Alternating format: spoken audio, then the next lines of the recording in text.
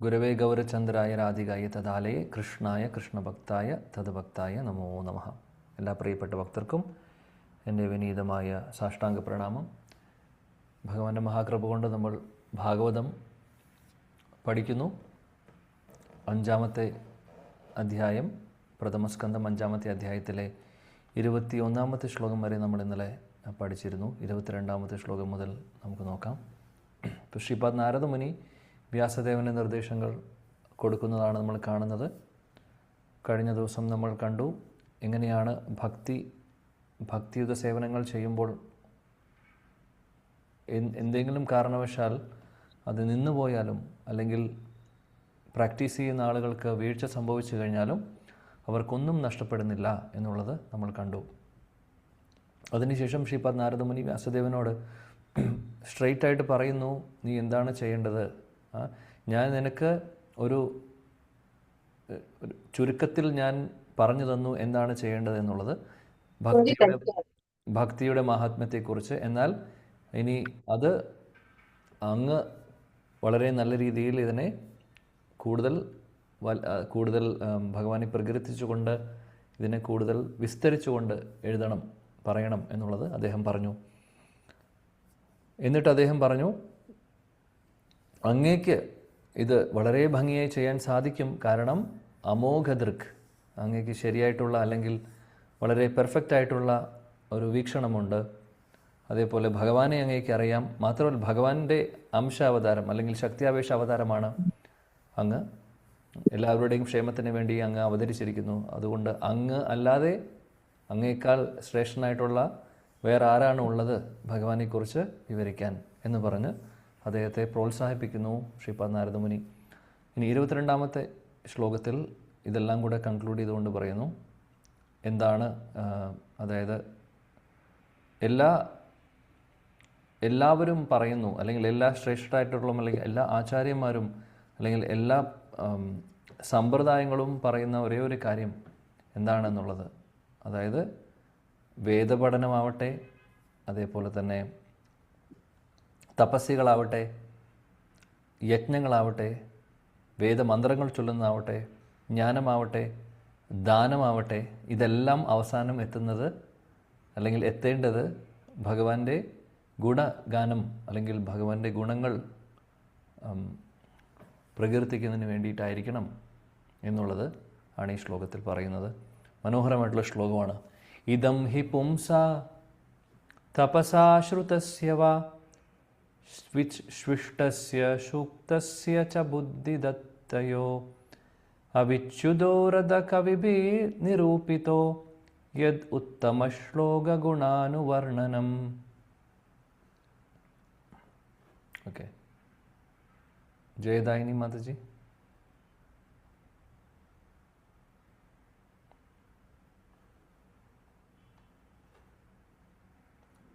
കേൾക്കുന്നില്ല.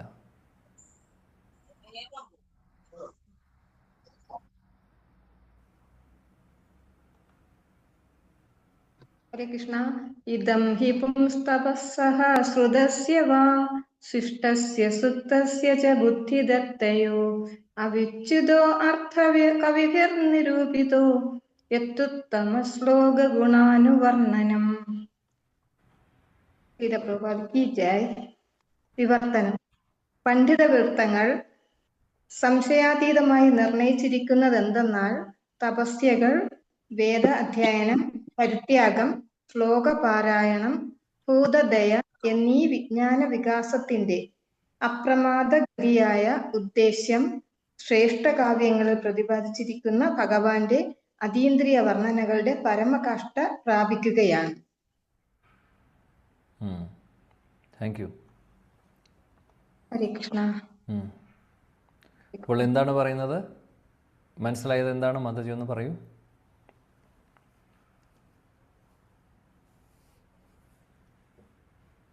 വിവർത്തനം നോക്കിയിട്ട് പറയൂ. പണ്ഡിത വൃത്തങ്ങളും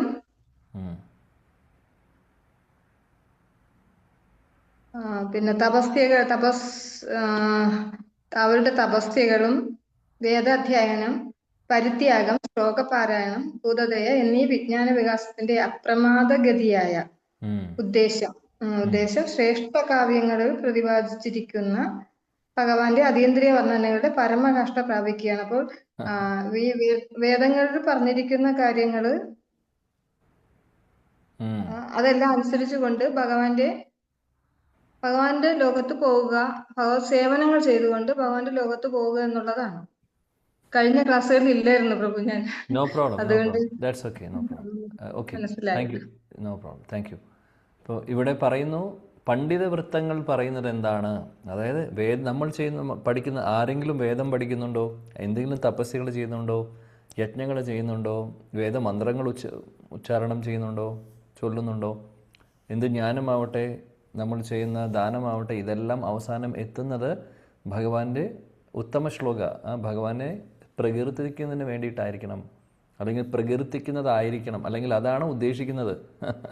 ഭഗവാനെ പ്രകീർത്തിക്കുകയാണ് ഉദ്ദേശിക്കുന്നത്. കാര്യം നമ്മൾ വേദങ്ങളിലെ ശ്ലോകങ്ങൾ ചൊല്ലുമ്പോൾ, അല്ലെങ്കിൽ എന്തെങ്കിലും മന്ത്രങ്ങൾ ചൊല്ലുമ്പോൾ, യജ്ഞങ്ങൾ ചെയ്യുമ്പോൾ, ഇതെല്ലാം എന്തിനു വേണ്ടിയിട്ടാണ്? വേദേശ്ച സർവേർ അഹമേവ വേദ്യോ, ഭഗവത്ഗീതയിൽ നമ്മൾ പഠിക്കുന്നുണ്ട് അല്ലേ? ഭഗവാന്റെ നാമരൂപ ഗുണലീലകളെ നമ്മൾ സ്തുതിക്കുന്നു. അതാണ് അതിൻ്റെ കൺക്ലൂഷൻ, അതാണ് പണ്ഡിത വൃത്തങ്ങൾ പറയുന്നത് എന്നുള്ളതാണ് ഇവിടെ പറയുന്നത്, ഈ ശ്ലോകത്തിൽ നാരദമുനി പറയുന്നത്. അപ്പോൾ ചുരുക്കത്തിൽ നാരദമുനി ആ ഭക്തിയെക്കുറിച്ച്, ഭക്തിയുടെ പ്രാധാന്യത്തെക്കുറിച്ച് ഇവിടെ ഒന്നും കൂടെ ഊന്നി പറയുന്നു. അതാണ് നമ്മളിവിടെ കാണുന്നത്. ശില വിശ്വനാഥ് ചക്രവർത്തി ടാക്കൂർ അദ്ദേഹം പറയുന്നു, അദ്ദേഹത്തിൻ്റെ കമൻട്രിയിൽ വേറൊരു ശ്ലോകം 11ാമത്തെ സ്കന്ധത്തിൽ നിന്ന് കോട്ട് ചെയ്യുന്നുണ്ട്. യത് കർമ്മബീർ യത് തപസ ജ്ഞാന വൈരാഗ്യശ്ചത് ചയത് യോഗേന ദാനധർമ്മേന ശ്രേയോബീർ ഇതരേർ അപി സർവം മദ് ഭക്തി യോഗേന മദ് ഭക്തോ ലഭതേ ജ്ഞസ സ്വർഗാപവർഗം മദ് ധാമ കഥാഞ്ചിത് യതി വഞ്ചതി. അർത്ഥം എന്താണെന്ന് വെച്ചാൽ അദ്ദേഹം പറയുന്നു, ഇത് 11ാമത്തെ സ്കന്ധത്തിലെ 20ാമത്തെ അധ്യായത്തിലെ ശ്ലോകമാണ്. അവിടെ പറയുന്നു, കർമ്മം കൊണ്ടും തപസ്യ കൊണ്ടും ജ്ഞാനം കൊണ്ടും വൈരാഗ്യം കൊണ്ടും, അല്ലെങ്കിൽ യോഗ അഭ്യാസം കൊണ്ടും ദാനം കൊണ്ടും ധർമ്മം കൊണ്ടുമൊക്കെ എന്താണ് നമുക്ക് കിട്ടുന്നത്? അതിൻ്റെ റിസൾട്ട് എന്താണ്? ആ റിസൾട്ടുകളെല്ലാം തന്നെ ഭക്തിയിലൂടെ കിട്ടും. ഭക്തിയുത സേവനങ്ങൾ ചെയ്യുന്നുണ്ടെങ്കിൽ മറ്റുള്ള കാര്യങ്ങളൊന്നും ചെയ്യേണ്ട ആവശ്യമില്ല. കാര്യം മറ്റുള്ള കാര്യങ്ങൾ ചെയ്യുന്നത് ആത്മസാക്ഷാത്കാരത്തിന് വേണ്ടിയിട്ടാണ് എന്നുണ്ടെങ്കിൽ അതെല്ലാം ഭക്തിയിലൂടെ കിട്ടുന്നു. ഭക്തിയുത സേവനങ്ങളുടെ എല്ലാം, ബാക്കിയുള്ള എല്ലാ പ്രോസസ്സിൽ നിന്നുള്ള റിസൾട്ട് കിട്ടുന്നു. അത്രമാത്രം ശക്തിയുണ്ട്, അത്രമാത്രം ശ്രേഷ്ഠമാണ് ഭക്തിയുത സേവനങ്ങൾ എന്നുള്ളതാണ് ശ്ലോകത്തിൽ പറയുന്നത്. എന്തിനു പറയണം? സ്വർഗം അല്ലെങ്കിൽ അപവർഗം, അതായത് ലിബറേഷൻ അല്ലെങ്കിൽ മുക്തി, ഇതെല്ലാം അങ്ങനെയുള്ള സ്വർഗത്തിലേക്ക് പോകണോ, ലിബറേഷൻ അല്ലെങ്കിൽ ഭഗവാന്റെ അടുത്തേക്ക് പോകണോ, അല്ലെങ്കിൽ ഭഗവാന്റെ കൂടെ താമസിക്കണോ, സ്വാരൂപ്യ മുക്തി വേണോ, സാമീപ്യ മുക്തി വേണോ, എന്ത് വേണമെങ്കിലും. ഇപ്പോൾ അതായത് ഭക്തിയിലൂടെ കിട്ടാത്തതൊന്നുമില്ല, അതാണ് പറയുന്നത്. എല്ലാം ഫൈനൽ, അല്ലെങ്കിൽ എല്ലാത്തിൻ്റെ റിസൾട്ട് ഭക്തിയിലൂടെ ലഭിക്കുന്നു. അതിൻ്റെ അർത്ഥം ഭക്തിയിലൂടെ നമുക്ക് ഭൗതികമായിട്ട് സ്വർഗ്ഗലോകത്തിലേക്ക് പോകാനുള്ളൊരു മാർഗം തുറന്നു തരുന്നു എന്നുള്ളതല്ല ഇവിടെ ഉദ്ദേശിക്കുന്നത്.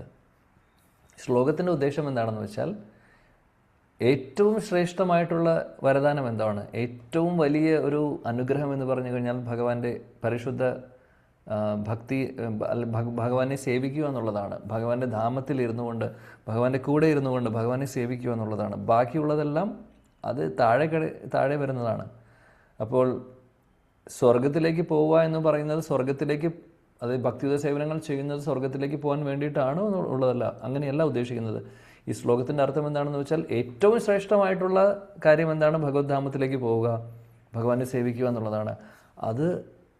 അത് കിട്ടും, അവിടേക്ക് നമ്മളെ എത്തിക്കും ഭക്തി. അപ്പോൾ മറ്റുള്ള പ്രോസസ്സൊക്കെ അതിനകത്ത് പെട്ട് കഴിഞ്ഞു, അതിലൊന്നും വാല്യൂ ഇല്ല. അപ്പോൾ പറയുന്ന പോലെ 100ൻ്റെ നോട്ടിൽ 100ൻ്റെ നോട്ട് നമ്മൾ എടുക്കുവാണെങ്കിൽ അതിൽ 99 സംഖ്യയും അതിൽ അടങ്ങിയിട്ടുണ്ട്. അപ്പോൾ സ്വർഗം, മുക്തി അല്ലെങ്കിൽ മറ്റുള്ള സംഭവങ്ങളെല്ലാം തന്നെ അതിനകത്ത് പെട്ടു. നമ്മൾ ഭഗവാന്റെ അടുത്തേക്ക് പോയി കഴിഞ്ഞാൽ ഓട്ടോമാറ്റിക്കലി മുക്തിയായി. സ്വർഗത്തിനേക്കാൾ കൂടുതൽ, സ്വർഗം എന്ന് പറയുന്നത് ഭൗതിക ലോകത്തിലുള്ളതാണ്. എന്നാൽ അവിടെ പോയി കഴിഞ്ഞാൽ എന്താണ്? എൻജോയ്മെൻ്റ് ആണ്. എന്നാൽ സ്വർഗത്തിലുള്ള എൻജോയ്മെൻറ്റ് ഭൗതിക തലത്തിലുള്ളതാണ്. എന്നാൽ ആധ്യാത്മിക ലോകത്തിൽ ഭഗവാന്റെ അടുത്ത് പോയി കഴിഞ്ഞു കഴിഞ്ഞാൽ ആത്മീയ തലത്തിലുള്ള എൻജോയ്മെൻ്റാണ്. അവിടെ നമ്മുടെ ഇന്ദ്രിയങ്ങൾ ഇവിടെ ഭൗതികമായിട്ടുള്ള ഇന്ദ്രിയങ്ങളുടെ ആസ്വാദനം പോലെയല്ല. അവിടെ ഓട്ടോമാറ്റിക്കലി നമ്മൾ എപ്പോഴും പരമാനന്ദത്തിലായിരിക്കും. സച്ചിത് ആനന്ദം ആയിരിക്കും അവിടെ. അപ്പോൾ അതായത് ഈ പ്രോസസ്സിലൂടെ കിട്ടുന്നത് എല്ലാം തന്നെ അതിൻ്റെ റിസൾട്ട് എന്താണോ അതെല്ലാം നമുക്ക് അതിനേക്കാൾ ഉയർന്ന തലത്തിൽ, അതീന്ദ്രിയ തലത്തിൽ നമുക്ക് ആസ്വദിക്കാൻ സാധിക്കുന്നു, അല്ലെങ്കിൽ എത്തുവാൻ, അല്ലെങ്കിൽ ലഭിക്കുന്നു ഭക്തിയിലൂടെ എന്നുള്ളതാണ് ഇവിടെ വിശേഷിപ്പിക്കുന്നത്. ഭക്തിയുടെ മഹാത്മ്യമാണ് പറയുന്നത്. പത്മപുരാണത്തിലെ ശ്ലോകമുണ്ട്, നമുക്കറിയാം, സ്മർത്തവ്യം സതതം വിഷ്ണുർ വിസ്മർത്തവ്യോ ന ജാജുചിത് സർവേ വിധി നിഷേധാസ്യോർ ഏതയോർ ഏവ കിങ്കര. വളരെ ഫേമസ് ആയിട്ടുള്ള ശ്ലോകമാണ്. പത്മപുരാണത്തിൽ പറയുന്നു, ഭഗവാനെ സദാസമയവും ഓർക്കുക എന്നുള്ളതാണ്. സ്മർത്തവ്യം സതതം വിഷ്ണുർ വിസ്മർത്തവ്യം ന ജാതുചിത്. അതായത് ഭഗവാനെ എപ്പോഴും ഓർക്കുക, ഭഗവാനെ മറക്കാതിരിക്കുക. ഈ രണ്ട് കാര്യങ്ങളാണ് പറയുന്നു. ഈ രണ്ട് പ്രിൻസിപ്പിൾസാണ് എല്ലാ ശാസ്ത്രങ്ങളുടെയും സാരാംശം. അതാണ് പറയുന്നത്. എല്ലാ ശാസ്ത്രങ്ങളുടെയും സാരം എന്ന് പറയുന്നത് ഭഗവാനെ എപ്പോഴും ഓർക്കുക, ഭഗവാനെ മറക്കാതിരിക്കുക എന്നുള്ളതാണ്. ഇതിനപ്പുറത്ത് ഇമ്പോർട്ടൻ്റ് ആയിട്ടുള്ള, അല്ലെങ്കിൽ ഇതിനും വലിയൊരു പ്രിൻസിപ്പിൾ ഇല്ല എന്നാണ് പറയുന്നത്. നോക്കിക്കഴിഞ്ഞാൽ അറിയാം, ത്രൂ ഔട്ട് ശാസ്ത്രം നമ്മൾ പഠിക്കുന്ന ഭഗവത്ഗീത എടുത്ത് നോക്കിക്കഴിഞ്ഞാൽ അവിടെ ഭഗവാൻ പറയുന്നത് എന്താണ്? മന്മനാഭവ മത് ഭക്തോ മത് യാജിമാം നമസ്കുരു. എന്നെ എപ്പോഴും ഓർക്കൂ. അനന്യശ്ചിന്തയന്തോ മാം യേ ജന പര്യുപാസത്തെ. ആരാണോ എന്നെ അനന്യമായിട്ട് ചിന്തിക്കുന്നത് എന്ന് ഭഗവാൻ പറയുന്നു. അപ്പോൾ ത്രൂ ഔട്ട് ഭഗവത്ഗീതയിൽ നമുക്ക് കാണാൻ സാധിക്കും. ഭാഗവതം എടുത്തു കഴിഞ്ഞാലും സ്മരണത്തെക്കുറിച്ചും ഭഗവാന്റെ ആ ഒരു റിമെമ്പറൻസിനെ കുറിച്ചും പറയുന്നുണ്ട്. കുലശേഖര ആൾവാറിൻ്റെ പ്രാർത്ഥന കേട്ടുകഴിഞ്ഞാൽ നോക്കിക്കഴിഞ്ഞാൽ അവിടെയും മുകുന്ദമാലയിലും മനോഹരമായിട്ടുള്ള ഒരുപാട് ശ്ലോകങ്ങളുണ്ട്. മുകുന്ദമൂർധന പ്രണിപത്യ യാജേ ഭവന്തമേകാന്തം ഇയന്തമാദ്യം അവിസ്മൃതി ത്വച്ചരണാരവിന്ദേ ഭവേ മേസ്തു ഭവത് പ്രസാദാത്. അദ്ദേഹം അവിസ്മൃതി, അതായത് അങ്ങയുടെ, എനിക്ക് ഒരേ ഒരു പ്രാർത്ഥനയുള്ളൂ ഭഗവാനെ.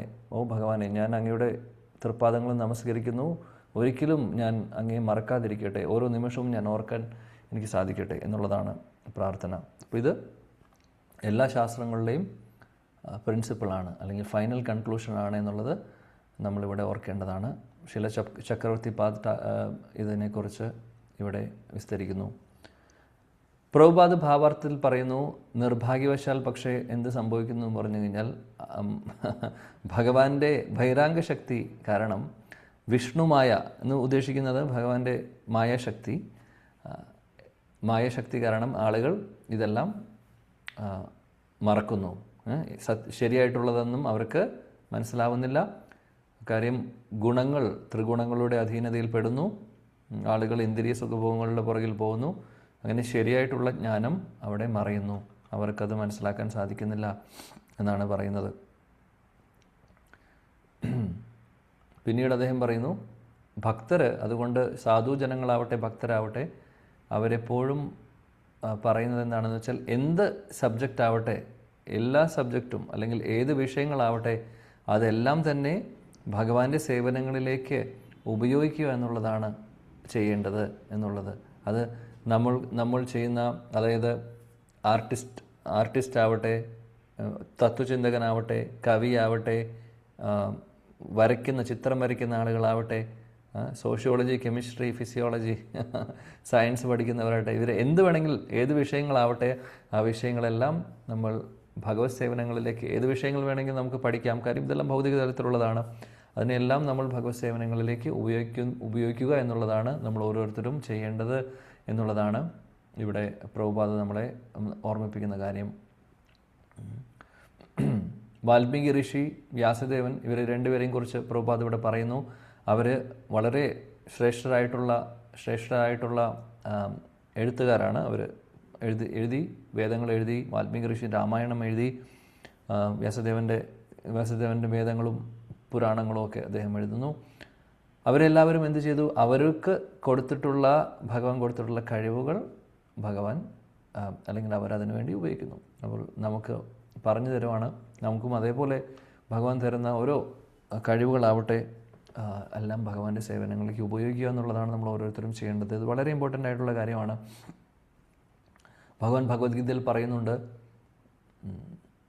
പൗരുഷം നൃഷു രസോഹം അപ്സു കൗന്തേയ പ്രഭാംസി ശശി സൂരയോ. ആ ശ്ലോകത്തിൽ പറയുന്നു, ശബ്ദാഖേ പൗരുഷം നൃഷു. പൗരുഷം, മനുഷ്യരിലുള്ള പൗരുഷം എന്ന് ഉദ്ദേശിക്കുന്നത് എന്താണെന്ന് വെച്ചാൽ മനുഷ്യരിലുള്ള കഴിവുകൾ, മനുഷ്യർ ചെയ്യുന്ന കാര്യം, അല്ലെങ്കിൽ ഒരാൾക്ക് ചെയ്യാനുള്ള പ്രാപ്തി, എന്തെങ്കിലും ചെയ്യാനുള്ള പ്രാപ്തി, കഴിവ്, അതെല്ലാം ഞാനാവുന്നു എന്ന് ഭഗവാൻ പറയുന്നു. അതിൻ്റെ അർത്ഥം അദ്ദേഹമാണ് തരുന്നത്. ഇപ്പോൾ നമുക്ക് എന്തെങ്കിലും കഴിവുകൾ തന്നിട്ടുണ്ട്, പാട്ട് പാടാൻ, ഡാൻസ് കളിക്കാനോ, അല്ലെങ്കിൽ വരയ്ക്കാനോ, അല്ലെങ്കിൽ കവിത എഴുതാനോ, എന്താണെങ്കിലും അതെല്ലാം മുൻ ജന്മ സുകൃതിയുടെ ഫലമായിട്ട് കിട്ടിയതായിരിക്കും. മാത്രമല്ല ഭഗവാൻ നമുക്കത് ഈ ഒരു ജന്മത്തിൽ തന്നിട്ടുള്ളത് ഓർക്കണം, അത് അദ്ദേഹത്തിൻ്റെ സേവനങ്ങളിലേക്ക് ഉപയോഗിക്കാൻ വേണ്ടിയിട്ടാണ് എന്നുള്ളത്. ഇപ്പോൾ പാടാൻ കഴിവുള്ള ഒരാൾ ഭഗവാന്റെ കീർത്തനങ്ങൾ പാടുക എന്നുള്ളതാണ്. സിനിമയിൽ പാടിയത് കൊണ്ട് ആക്ച്വലി ആർക്കാണ് ഗുണം കിട്ടുന്നത്? ഭഗവാനെ സ്തുതിക്കുകയല്ല ചെയ്യുന്നത്, അവിടെ നമ്മൾ എന്തെങ്കിലും പാടുന്നു, ഇത്രയേ ഉള്ളൂ. അതുകൊണ്ട് ആത്മസാക്ഷാത്കാരമോ ഭഗവത് പ്രാപ്തിയോ ഒന്നും നടക്കുന്നില്ല. എന്തെങ്കിലും നമ്മൾ ഫേമസ് ആവുമായിരിക്കാം, അത് ഉപജീവന മാർഗമായിട്ട് എടുക്കുന്ന ആൾക്കാരും ഉണ്ടാവും. ചിലപ്പോൾ ഉപജീവന മാർഗമല്ലേ എന്ന് ചോദിച്ചു കഴിഞ്ഞാൽ ഓക്കെ, ഉപജീവന മാർഗമായിട്ട് ചെയ്തോളൂ. പക്ഷേ ഒരു കാര്യം മറക്കരുത് എന്നുള്ളത്, ഭഗവാന്റെ സേവനങ്ങൾ ചെയ്യാൻ വേണ്ടിയിട്ടാണ് ഇത് തന്നിട്ടുള്ളതെന്ന് അവർക്ക് ഓർമ്മയുണ്ടെങ്കിൽ കുഴപ്പമില്ല. ഇതൊരു പ്രൊഫഷനായിട്ട് അവർ വേറെ ഒന്നും, അവർക്ക് അവരുടെ പ്രൊഫഷൻ അതാണ് എന്നും അങ്ങനെ ആരെങ്കിലും ബാധിക്കുകയാണെങ്കിൽ, പക്ഷേ നമ്മൾ അതിൻ്റെ കൂട്ടത്തിൽ ഭഗവാന് വേണ്ടിയിട്ടും പാടണം. പ്രൊഫഷനായിട്ട് വേണ്ടി, ഉപജീവന മാർഗമായിട്ട് മാത്രമല്ല. പക്ഷേ ഐഡിയൽ കേസാണെങ്കിൽ, ഐഡിയലി നമുക്ക് തന്നിട്ടുള്ള കഴിവുകളെല്ലാം ഭഗവാന്റെ സേവനങ്ങളിലേക്ക് ഉപയോഗിക്കാനാണ് എന്നുള്ളത് ആണ് ഇവിടെ നമ്മൾ ഉദ്ദേശിക്കുന്നതും അല്ലെങ്കിൽ പറയുന്നതും. ഭഗവാനും പ്രഭാതും നമ്മളെ ഓർമ്മിപ്പിക്കുന്ന കാര്യം അതാണ്. ഹരേ കൃഷ്ണ. അപ്പോൾ ഇവിടെ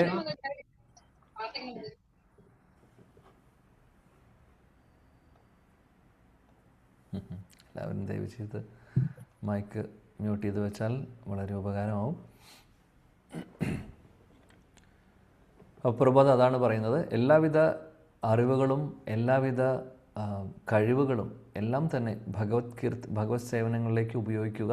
അങ്ങനെ നമ്മൾ ചെയ്യുമ്പോൾ അതിനെ ഹരികീർത്തനമെന്ന് പറയുന്നു, അല്ലെങ്കിൽ ഭഗവാനെ സ്തുതിക്കുന്നതിന് തുല്യമാണ് എന്നാണ് പറയുന്നത്. നമ്മളെല്ലാം ഭഗവാന്റെ സർവീസിൽ ഉപയോഗിക്കുകയാണെങ്കിൽ, എല്ലാവിധ കഴിവുകളും അറിവുകളും എല്ലാം ജ്ഞാനവും ഭഗവാന്റെ സേവനങ്ങളിലേക്ക് ഉപയോഗിക്കുകയാണെങ്കിൽ അതിന് ഹരികീർത്തനം എന്ന് പറയുന്നു എന്ന് പ്രഭുപാദ് ഇവിടെ അവസാനം പറയുന്നുണ്ട്.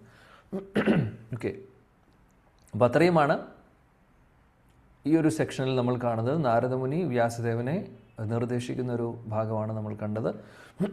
ഇനി 23-ാമത്തെ ശ്ലോകം മുതൽ നാരദമുനി തീം പതുക്കെ മാറുന്നു. അദ്ദേഹം പറയാൻ പോകുന്നത് നാരദമുനിയുടെ പൂർവ്വജന്മത്തെക്കുറിച്ച്, കഴിഞ്ഞ ജന്മത്തിൽ സംഭവിച്ചത് എന്താണ് എന്നുള്ളത് അദ്ദേഹത്തിൻ്റെ ഹിസ്റ്ററി പറയാൻ പോവാണ്. 23-ാമത്തെ ശ്ലോകം മുതൽ നമുക്ക് നോക്കാം എന്താണെന്നുള്ളത്. 23. അഹം പുരാതീത ഭവേ ഭവം മുനെ ദാസ്യാസ്തു കസ്യാശ്ചന വേദവാദിനാം നിരൂപിതോ ബാലക ഏവ യോഗിനാം ശുശ്രൂഷണേ പ്രാവൃഷി നിർവിവിക്ഷതാം. വിജയ് കുമാരി മാതാജി ഉണ്ടോ? ഹരേ കൃഷ്ണ പ്രഭു. ഓം നമോ ഭഗവതേ വാസുദേവായ. അഹം പുരാതീത ഭവേ ഭവം മുനെ ദാസസ്ത്യ കസ്യാച്ഛന വേദവാദിന നിരൂപിതോ ബാലക ഏവ യോഗിന ശുശ്രൂഷേണ പ്രവിശ്യ നിർവിവിക്ഷിതാം. ഹരേ കൃഷ്ണ. വിവർത്തനം സുശീല പ്രവാദിക്ക്. അല്ലയോ മുനി, മുൻ യുഗത്തിൽ വേദാന്ത തത്വങ്ങൾ അനുവർത്തിക്കുന്ന ബ്രാഹ്മണരുടെ സേവനത്തിൽ നിയുക്തമായ ഒരു ദാസിയുടെ പുത്രനായി ഞാൻ ജനിച്ചു. വർഷകാലത്തെ 4 മാസ കാലയളവിൽ അവർ ഒരുമിച്ച് താമസിച്ചിരുന്നപ്പോൾ ഞാൻ അവരുടെ സേവനത്തിൽ നിരതനായി. ഹരേ കൃഷ്ണ. Thank you. ഹരേ കൃഷ്ണ. ഇവിടെ ശ്രീപാദ് നാരദമുനി പറഞ്ഞു തുടങ്ങുന്നു അദ്ദേഹത്തിൻ്റെ ഹിസ്റ്ററിയെക്കുറിച്ച്, കഴിഞ്ഞ ജന്മത്തിൽ എന്ത് സംഭവിച്ചു എന്നുള്ളത്. അദ്ദേഹം പറയുന്നു, ഞാൻ ദാസി പുത്രനായിരുന്നു. എന്നാൽ ഭഗവാന്റെ കൃപ കൊണ്ട് കുറച്ച് മഹാഭാഗവതർ, മഹാഭാഗവതർ വന്നു വീട്ടിലേക്ക്. അവരെ ഞാൻ സേവിച്ചു. അവരെ സേവിക്കാനുള്ള അവസരം എനിക്ക് കിട്ടി. 4 മാസം ചാതുർമാസ്യ സമയത്ത് അവരെ സേവിക്കാനുള്ളൊരവസരം എനിക്ക് കിട്ടുന്നു. അതിലൂടെ അദ്ദേഹത്തിൻ്റെ ആ ഒരു ആധ്യാത്മിക പുരോഗതി അങ്ങനെയാണ് സംഭവിക്കുന്നത് എന്നാണ് അദ്ദേഹം ഇവിടെ പറയുന്നത്. അപ്പോൾ പ്രഭുപാദ് ഭാവാർത്ഥത്തിൽ അതിനെക്കുറിച്ച് പറയുന്നു, എന്താണ് നാരദമുനിക്ക് സംഭവിച്ചത് എന്നുള്ളത്, അല്ലെങ്കിൽ നാരദമുനിയുടെ പൂർവ്വചരിത്രം എന്താണെന്ന് പറയുന്നു. അദ്ദേഹം ഒരു ദാസി പുത്രനായിരുന്നു, അല്ലെങ്കിൽ ഒരു പാവപ്പെട്ട ഒരു സാധു സ്ത്രീയുടെ മകനായിരുന്നു. വേറെ ആരും ഉണ്ടായിരുന്നില്ല, അമ്മയും മകനും മാത്രം. അത്രയും മാത്രം അമ്മയുമായിട്ട് അറ്റാച്ച്മെൻറ്റ് മകനുണ്ടായിരുന്നു. അമ്മയ്ക്കാണെങ്കിൽ മകനല്ലാതെ വേറെ ആരുമില്ല. ആ സമയത്താണ് അവിടെ ഭഗവാന്റെ ഭക്തർ വരുന്നത്. അങ്ങനെ ഭക്തർ വന്ന് അവിടെ വരുമ്പോൾ ചാതുർമാസ്യ സമയത്ത് വരുന്ന സമയത്ത് അവരെ സേവിക്കുന്നു. അമ്മ സേവിക്കുന്നു, കൂട്ടത്തിൽ നാരദമുനിയും ഇവർ രണ്ടുപേരും കൂടെ അവരെ സേവിക്കുന്നു. അങ്ങനെ മഹാഭാഗവതർ പരിശുദ്ധ ഭക്തരായിരുന്നു അവരെല്ലാവർക്കും ഒരുപാട് സന്തോഷമായി. അങ്ങനെ വൈഷ്ണവ സേവ ചെയ്ത് ആ വൈഷ്ണവർ എല്ലാവരും നാരദമുനിയെയും അനുഗ്രഹിക്കുന്നു. അതിൻ്റെ ഇടയിൽ നാരദമുനിയുടെ അമ്മ മരിക്കുന്നുണ്ട്, അതും അവിടെ പറയുന്നുണ്ട്. അമ്മ മരിക്കുന്നു, അതിനുശേഷം നാരദമുനി ഒറ്റയ്ക്കാവുന്നു. ഇതെല്ലാം മുന്നോട്ട് കാണും, ഞാൻ ജസ്റ്റ് ഒന്ന് പറഞ്ഞു എന്ന് മാത്രം, അതിൻ്റെ ഒരു ഫ്ലോ മനസ്സിലാവാൻ വേണ്ടി. ഇവിടെ ഒരു കാര്യം നമുക്ക് ഓർക്കാം, അദ്ദേഹം ദാസീപുത്രനായത് എങ്ങനെയാണെന്നുള്ളത് ഈ ഒരു സെക്ഷനിൽ ഇവിടെ പറയുന്നില്ല. എന്നാൽ 7ാമത്തെ സ്കന്ധത്തിൽ നാരദമുനി യുധിഷ്ഠിര മഹാരാജാവിനോട് പറയുന്നുണ്ട് അദ്ദേഹം എങ്ങനെയാണ് ദാസീപുത്രനായത് എന്നുള്ളത്. അപ്പോൾ നാരദമുനി ദാസീപുത്രനാവുന്നേക്കാൾ മുമ്പ് അദ്ദേഹം ഉപബർഹണ എന്ന് പറയുന്ന ഒരു ഗന്ധർവനായിരുന്നു. ഗന്ധർവന്മാരുടെ സർവീസ് എന്താണെന്ന് നമുക്കറിയാം, പാട്ട് പാടുക എന്നുള്ളതാണ് അല്ലേ. അവർക്ക് പാടാനുള്ള കഴിവ് കൊടുത്തിട്ടുണ്ട് ഭഗവാൻ. ഉപബർഹണ എന്ന് പറയുന്ന ഗന്ധർവനായിരുന്നു അദ്ദേഹം സ്വർഗലോകങ്ങളിൽ. അദ്ദേഹം ഒരിക്കൽ എന്ത് സംഭവിച്ചു എന്ന് വെച്ചാൽ, ഒരു സങ്കീർത്തന പരിപാടി നടന്നുകൊണ്ടിരിക്കുകയാണ് എവിടെ, സ്വർഗലോകങ്ങളിൽ. ഭഗവാനെ സങ്കീർത്തനം എന്ന് പറഞ്ഞു കഴിഞ്ഞാൽ ഭഗവാനെ സ്തുതിക്കലാണ്. ഈ സ്വർഗത്തിലുള്ള ഈ അവരെല്ലാവരും ഭഗവാന്റെ ഭക്തരാണ്. അവരെല്ലാവരും അസുരന്മാരല്ല, സുരന്മാരാണ്. സുരന്മാരെന്ന് പറഞ്ഞാൽ ഭഗവാന്റെ ഭക്തരാണ്. അപ്പോൾ അവിടെ ഇതേപോലെ സങ്കീർത്തന ഫെസ്റ്റിവലൊക്കെ, കീർത്തൻ മേളയൊക്കെ നടക്കും. അപ്പോൾ ആ കൂട്ടത്തിൽ മനോഹരമായിട്ടുള്ള സ്തുതികളൊക്കെ, ഭഗവാനെ സ്തുതിക്കുന്ന രീതിയിൽ പാട്ടുകളും അല്ലെങ്കിൽ കീർത്തനങ്ങളും ഒക്കെ ഉണ്ടാവും. അങ്ങനെ സങ്കീർത്തനം നടക്കുന്ന സമയത്ത് എന്ത് സംഭവിച്ചു എന്ന് വെച്ചാൽ, ഉപബർഹണ ഗന്ധർവൻ അദ്ദേഹം ഭഗവാനെ സ്തുതിക്കുന്നതിന് പകരം ആ സമയത്ത് അദ്ദേഹം കുറച്ച് സമയത്തേക്ക് അദ്ദേഹം ഭഗവാനെ സ്തുതിക്കുന്നതിന് പകരം അവിടെയുള്ള ദേവതമാരെ സ്തുതിക്കുന്നു. അപ്പോൾ ഇത് പ്രജാപതിമാർ കേൾക്കുന്നു. പ്രജാപതിമാർക്ക് ഇത് ഇഷ്ടപ്പെടില്ല. സങ്കീർത്തനം എന്ന് പറഞ്ഞു കഴിഞ്ഞാൽ അത് ഭഗവാന്റെ സ്തുതിയാണ്, ഭഗവാനെയാണ് സ്തുതിക്കേണ്ടത്, അല്ലാതെ വേറെ ആരെയുമല്ല. ദേവതമാരെല്ലാവരും ഭഗവാന്റെ റെപ്രസെൻറ്റേറ്റീവ്സ് ആണ്, അല്ലെങ്കിൽ ഭഗവാന്റെ ശരീരത്തിൻ്റെ ഭാഗമാണ്, അത്രയേ ഉള്ളൂ. എന്നാൽ അവർ ഭഗവാന്റെ സേവകരാണ്, ശരിയാണ്. പക്ഷേ അവരൊരിക്കലും ഭഗവാനല്ല, അല്ലെങ്കിൽ ഭഗവാന്റെ ആ ഒരു പവർ അവർക്കില്ല. ഭഗവാനെ പൂർണ്ണമായിട്ടും ആശ്രയിച്ചിരിക്കുന്നു ഇവരെല്ലാവരും, ദേവതമാർ. അപ്പോൾ ദേവതമാരെ സ്തുതിച്ചപ്പോൾ പ്രജാപതിമാർക്ക് ഇഷ്ടപ്പെട്ടില്ല. അങ്ങനെ അവർ ശപിക്കുന്നു, ശാപം കൊടുക്കുന്നു ഉപബർഹനോട്. ഉപബർഹനെ ശപിക്കുന്നു, പറയുന്നു, നിനക്ക് എന്താണ് ചെയ്യേണ്ടതെന്ന് എനിക്കറിയില്ല. നമ്മൾ കഴിഞ്ഞ ശ്ലോകത്തിൽ പറഞ്ഞു, അതായത് നമുക്ക് തന്നിട്ടുള്ള കഴിവുകൾ ഭഗവത് സേവനങ്ങളിലേക്ക് ഉപയോഗിക്കണം എന്നുള്ളത്. അപ്പോൾ ഗന്ധർവൻ ആയിരിക്കുന്ന സമയത്ത് ഉപബർഹണ അത് ചെയ്തില്ല. അതുകൊണ്ട് ദാസീപുത്രനായിട്ട് നീ ഭൂമിയിൽ ജനിക്കേണ്ടി വരും. നിനക്ക് ഭൂമിയിൽ ജനിച്ച് നീ ഒരു ശൂദ്ര കുടുംബത്തിൽ നിനക്ക് ജനിക്കേണ്ടി വരും എന്നുള്ള രീതിയിൽ അവർ അദ്ദേഹത്തെ ശപിക്കുന്നു. പക്ഷേ അങ്ങനെയാണ് അദ്ദേഹം ശൂദ്രപുത്രനായിട്ട് അല്ലെങ്കിൽ ദാസിപുത്രനായിട്ട് ജനിക്കുന്നത്. ഇനി അതിനുശേഷം നാരദമുനിക്ക് കിട്ടാൻ പോകുന്ന ബെനിഫിറ്റ് എന്താണെന്ന് വെച്ചാൽ പിന്നെ ഗന്ധർവൻ്റെ പോസ്റ്റിൽ കിട്ടുന്നത്. ഗന്ധർവൻ്റെ പോസ്റ്റിലേക്കല്ല തിരിച്ചു പോകുന്നത്. അദ്ദേഹത്തിൻ്റെ ജീവിതത്തിൽ സംഭവിക്കുന്നത് അദ്ദേഹം പരിശുദ്ധ ഭക്തനായി മാറുന്നു. അപ്പോൾ ഒന്ന് ആലോചിച്ച് നോക്കൂ, ഈ ഒരു ശാപം അനുഗ്രഹമായിരുന്നു. നാരദമുനി അദ്ദേഹം ശാപം കിട്ടി ശൂദ്രപുത്രനായി ജനിച്ചു. അതിനുശേഷം അദ്ദേഹം തിരിച്ച് ഗന്ധർവൻ്റെ പൊസിഷനിലേക്ക് പോവുകയാണെങ്കിൽ അദ്ദേഹം വീണ്ടും ഗന്ധർവനായിട്ട് ദേവലോകങ്ങളിൽ നടക്കുന്നു. എന്നാൽ ഇപ്പോൾ എന്ത് സംഭവിച്ചു? ഒരു ശാപത്തിലൂടെ അദ്ദേഹം ദാസിപുത്രനായി മാറി. പക്ഷേ ആ ദാസിപുത്രനായിരിക്കുന്ന സമയത്ത് ഭഗവാന്റെ കൃപ കൊണ്ട് വൈഷ്ണവരെ സേവിക്കാനുള്ള അവസരം അദ്ദേഹത്തിന് കിട്ടി. അങ്ങനെ പരിശുദ്ധ ഭക്തരെ അദ്ദേഹം സേവിച്ചപ്പോൾ ഒരു ജന്മം കൊണ്ട് പിന്നീട് അദ്ദേഹം നാരദമുനിയാവാണ് ചെയ്യുന്നത്. എവിടെ നിന്ന് എവിടേക്ക് പോയി? അതാണ് വൈഷ്ണവരുടെ പരിശുദ്ധ ഭക്തരുടെ ശക്തി.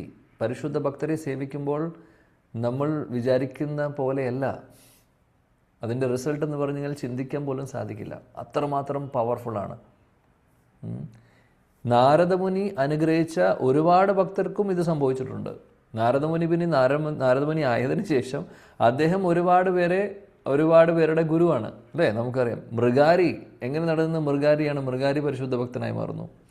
നളകുബേര മണിഗ്രീവ അവർ തിരിച്ച് അവർ കുബേരൻ്റെ മക്കളാണ്. ശാപം കിട്ടി ദാമോദർ അവർക്ക് മുക്തി കൊടുക്കുന്നു. വൃന്ദാവനത്തിൽ കുറേ കാലം മരങ്ങളായി നിന്നു. പിന്നെ ദാമോദര ഭഗവാൻ മുക്തി കൊടുക്കുന്നു.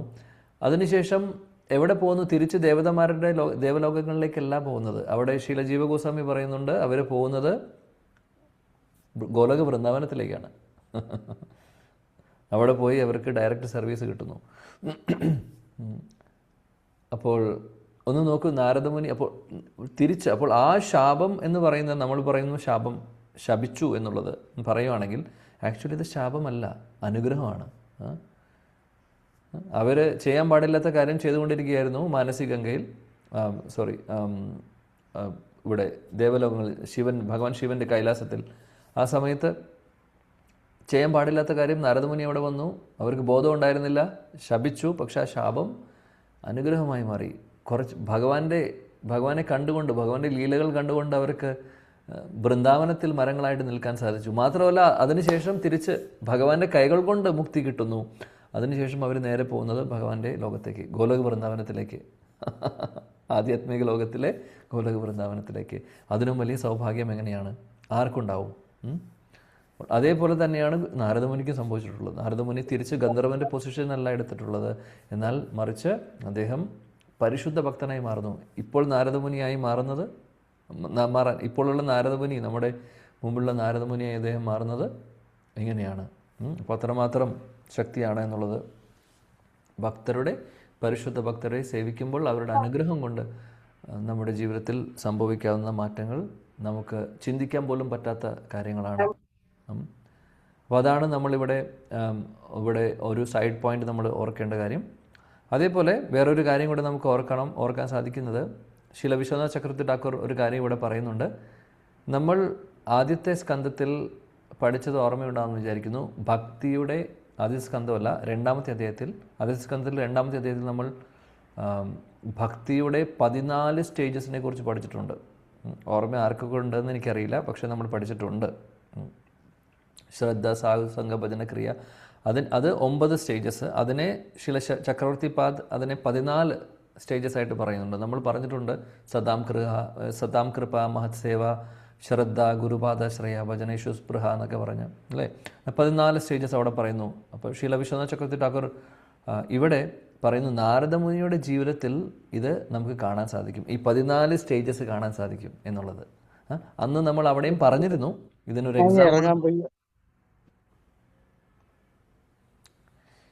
എക്സാമ്പിൾ നാരദമുനിയുടെ ജീവിതചരിത്രമാണ് എന്നുള്ളത് നമ്മൾ അന്ന് പറഞ്ഞിട്ടുണ്ടായിരുന്നു. അപ്പോൾ ആ ഒരു കാര്യം കൂടി നമുക്ക് ഇവിടെ ഓർക്കാവുന്നതാണ്. പിന്നീട് പ്രഭുപാദ ഭാവാർത്ഥത്തിൽ മുന്നോട്ട് നോക്കുമ്പോൾ അദ്ദേഹം പറയുന്നു, ഭഗവാൻ ആഗ്രഹിക്കുന്നത് എന്നെ സേവിക്കുന്നേക്കാൾ കൂടുതൽ എൻ്റെ ഭക്തരെ സേവിക്കണമെന്നുള്ളതാണ്. ഭഗവാന്റെ ആഗ്രഹം അതാണ്. ഭഗവാൻ പ്രീതിപ്പെടുന്നത് കൂടുതലും അങ്ങനെയാണ്.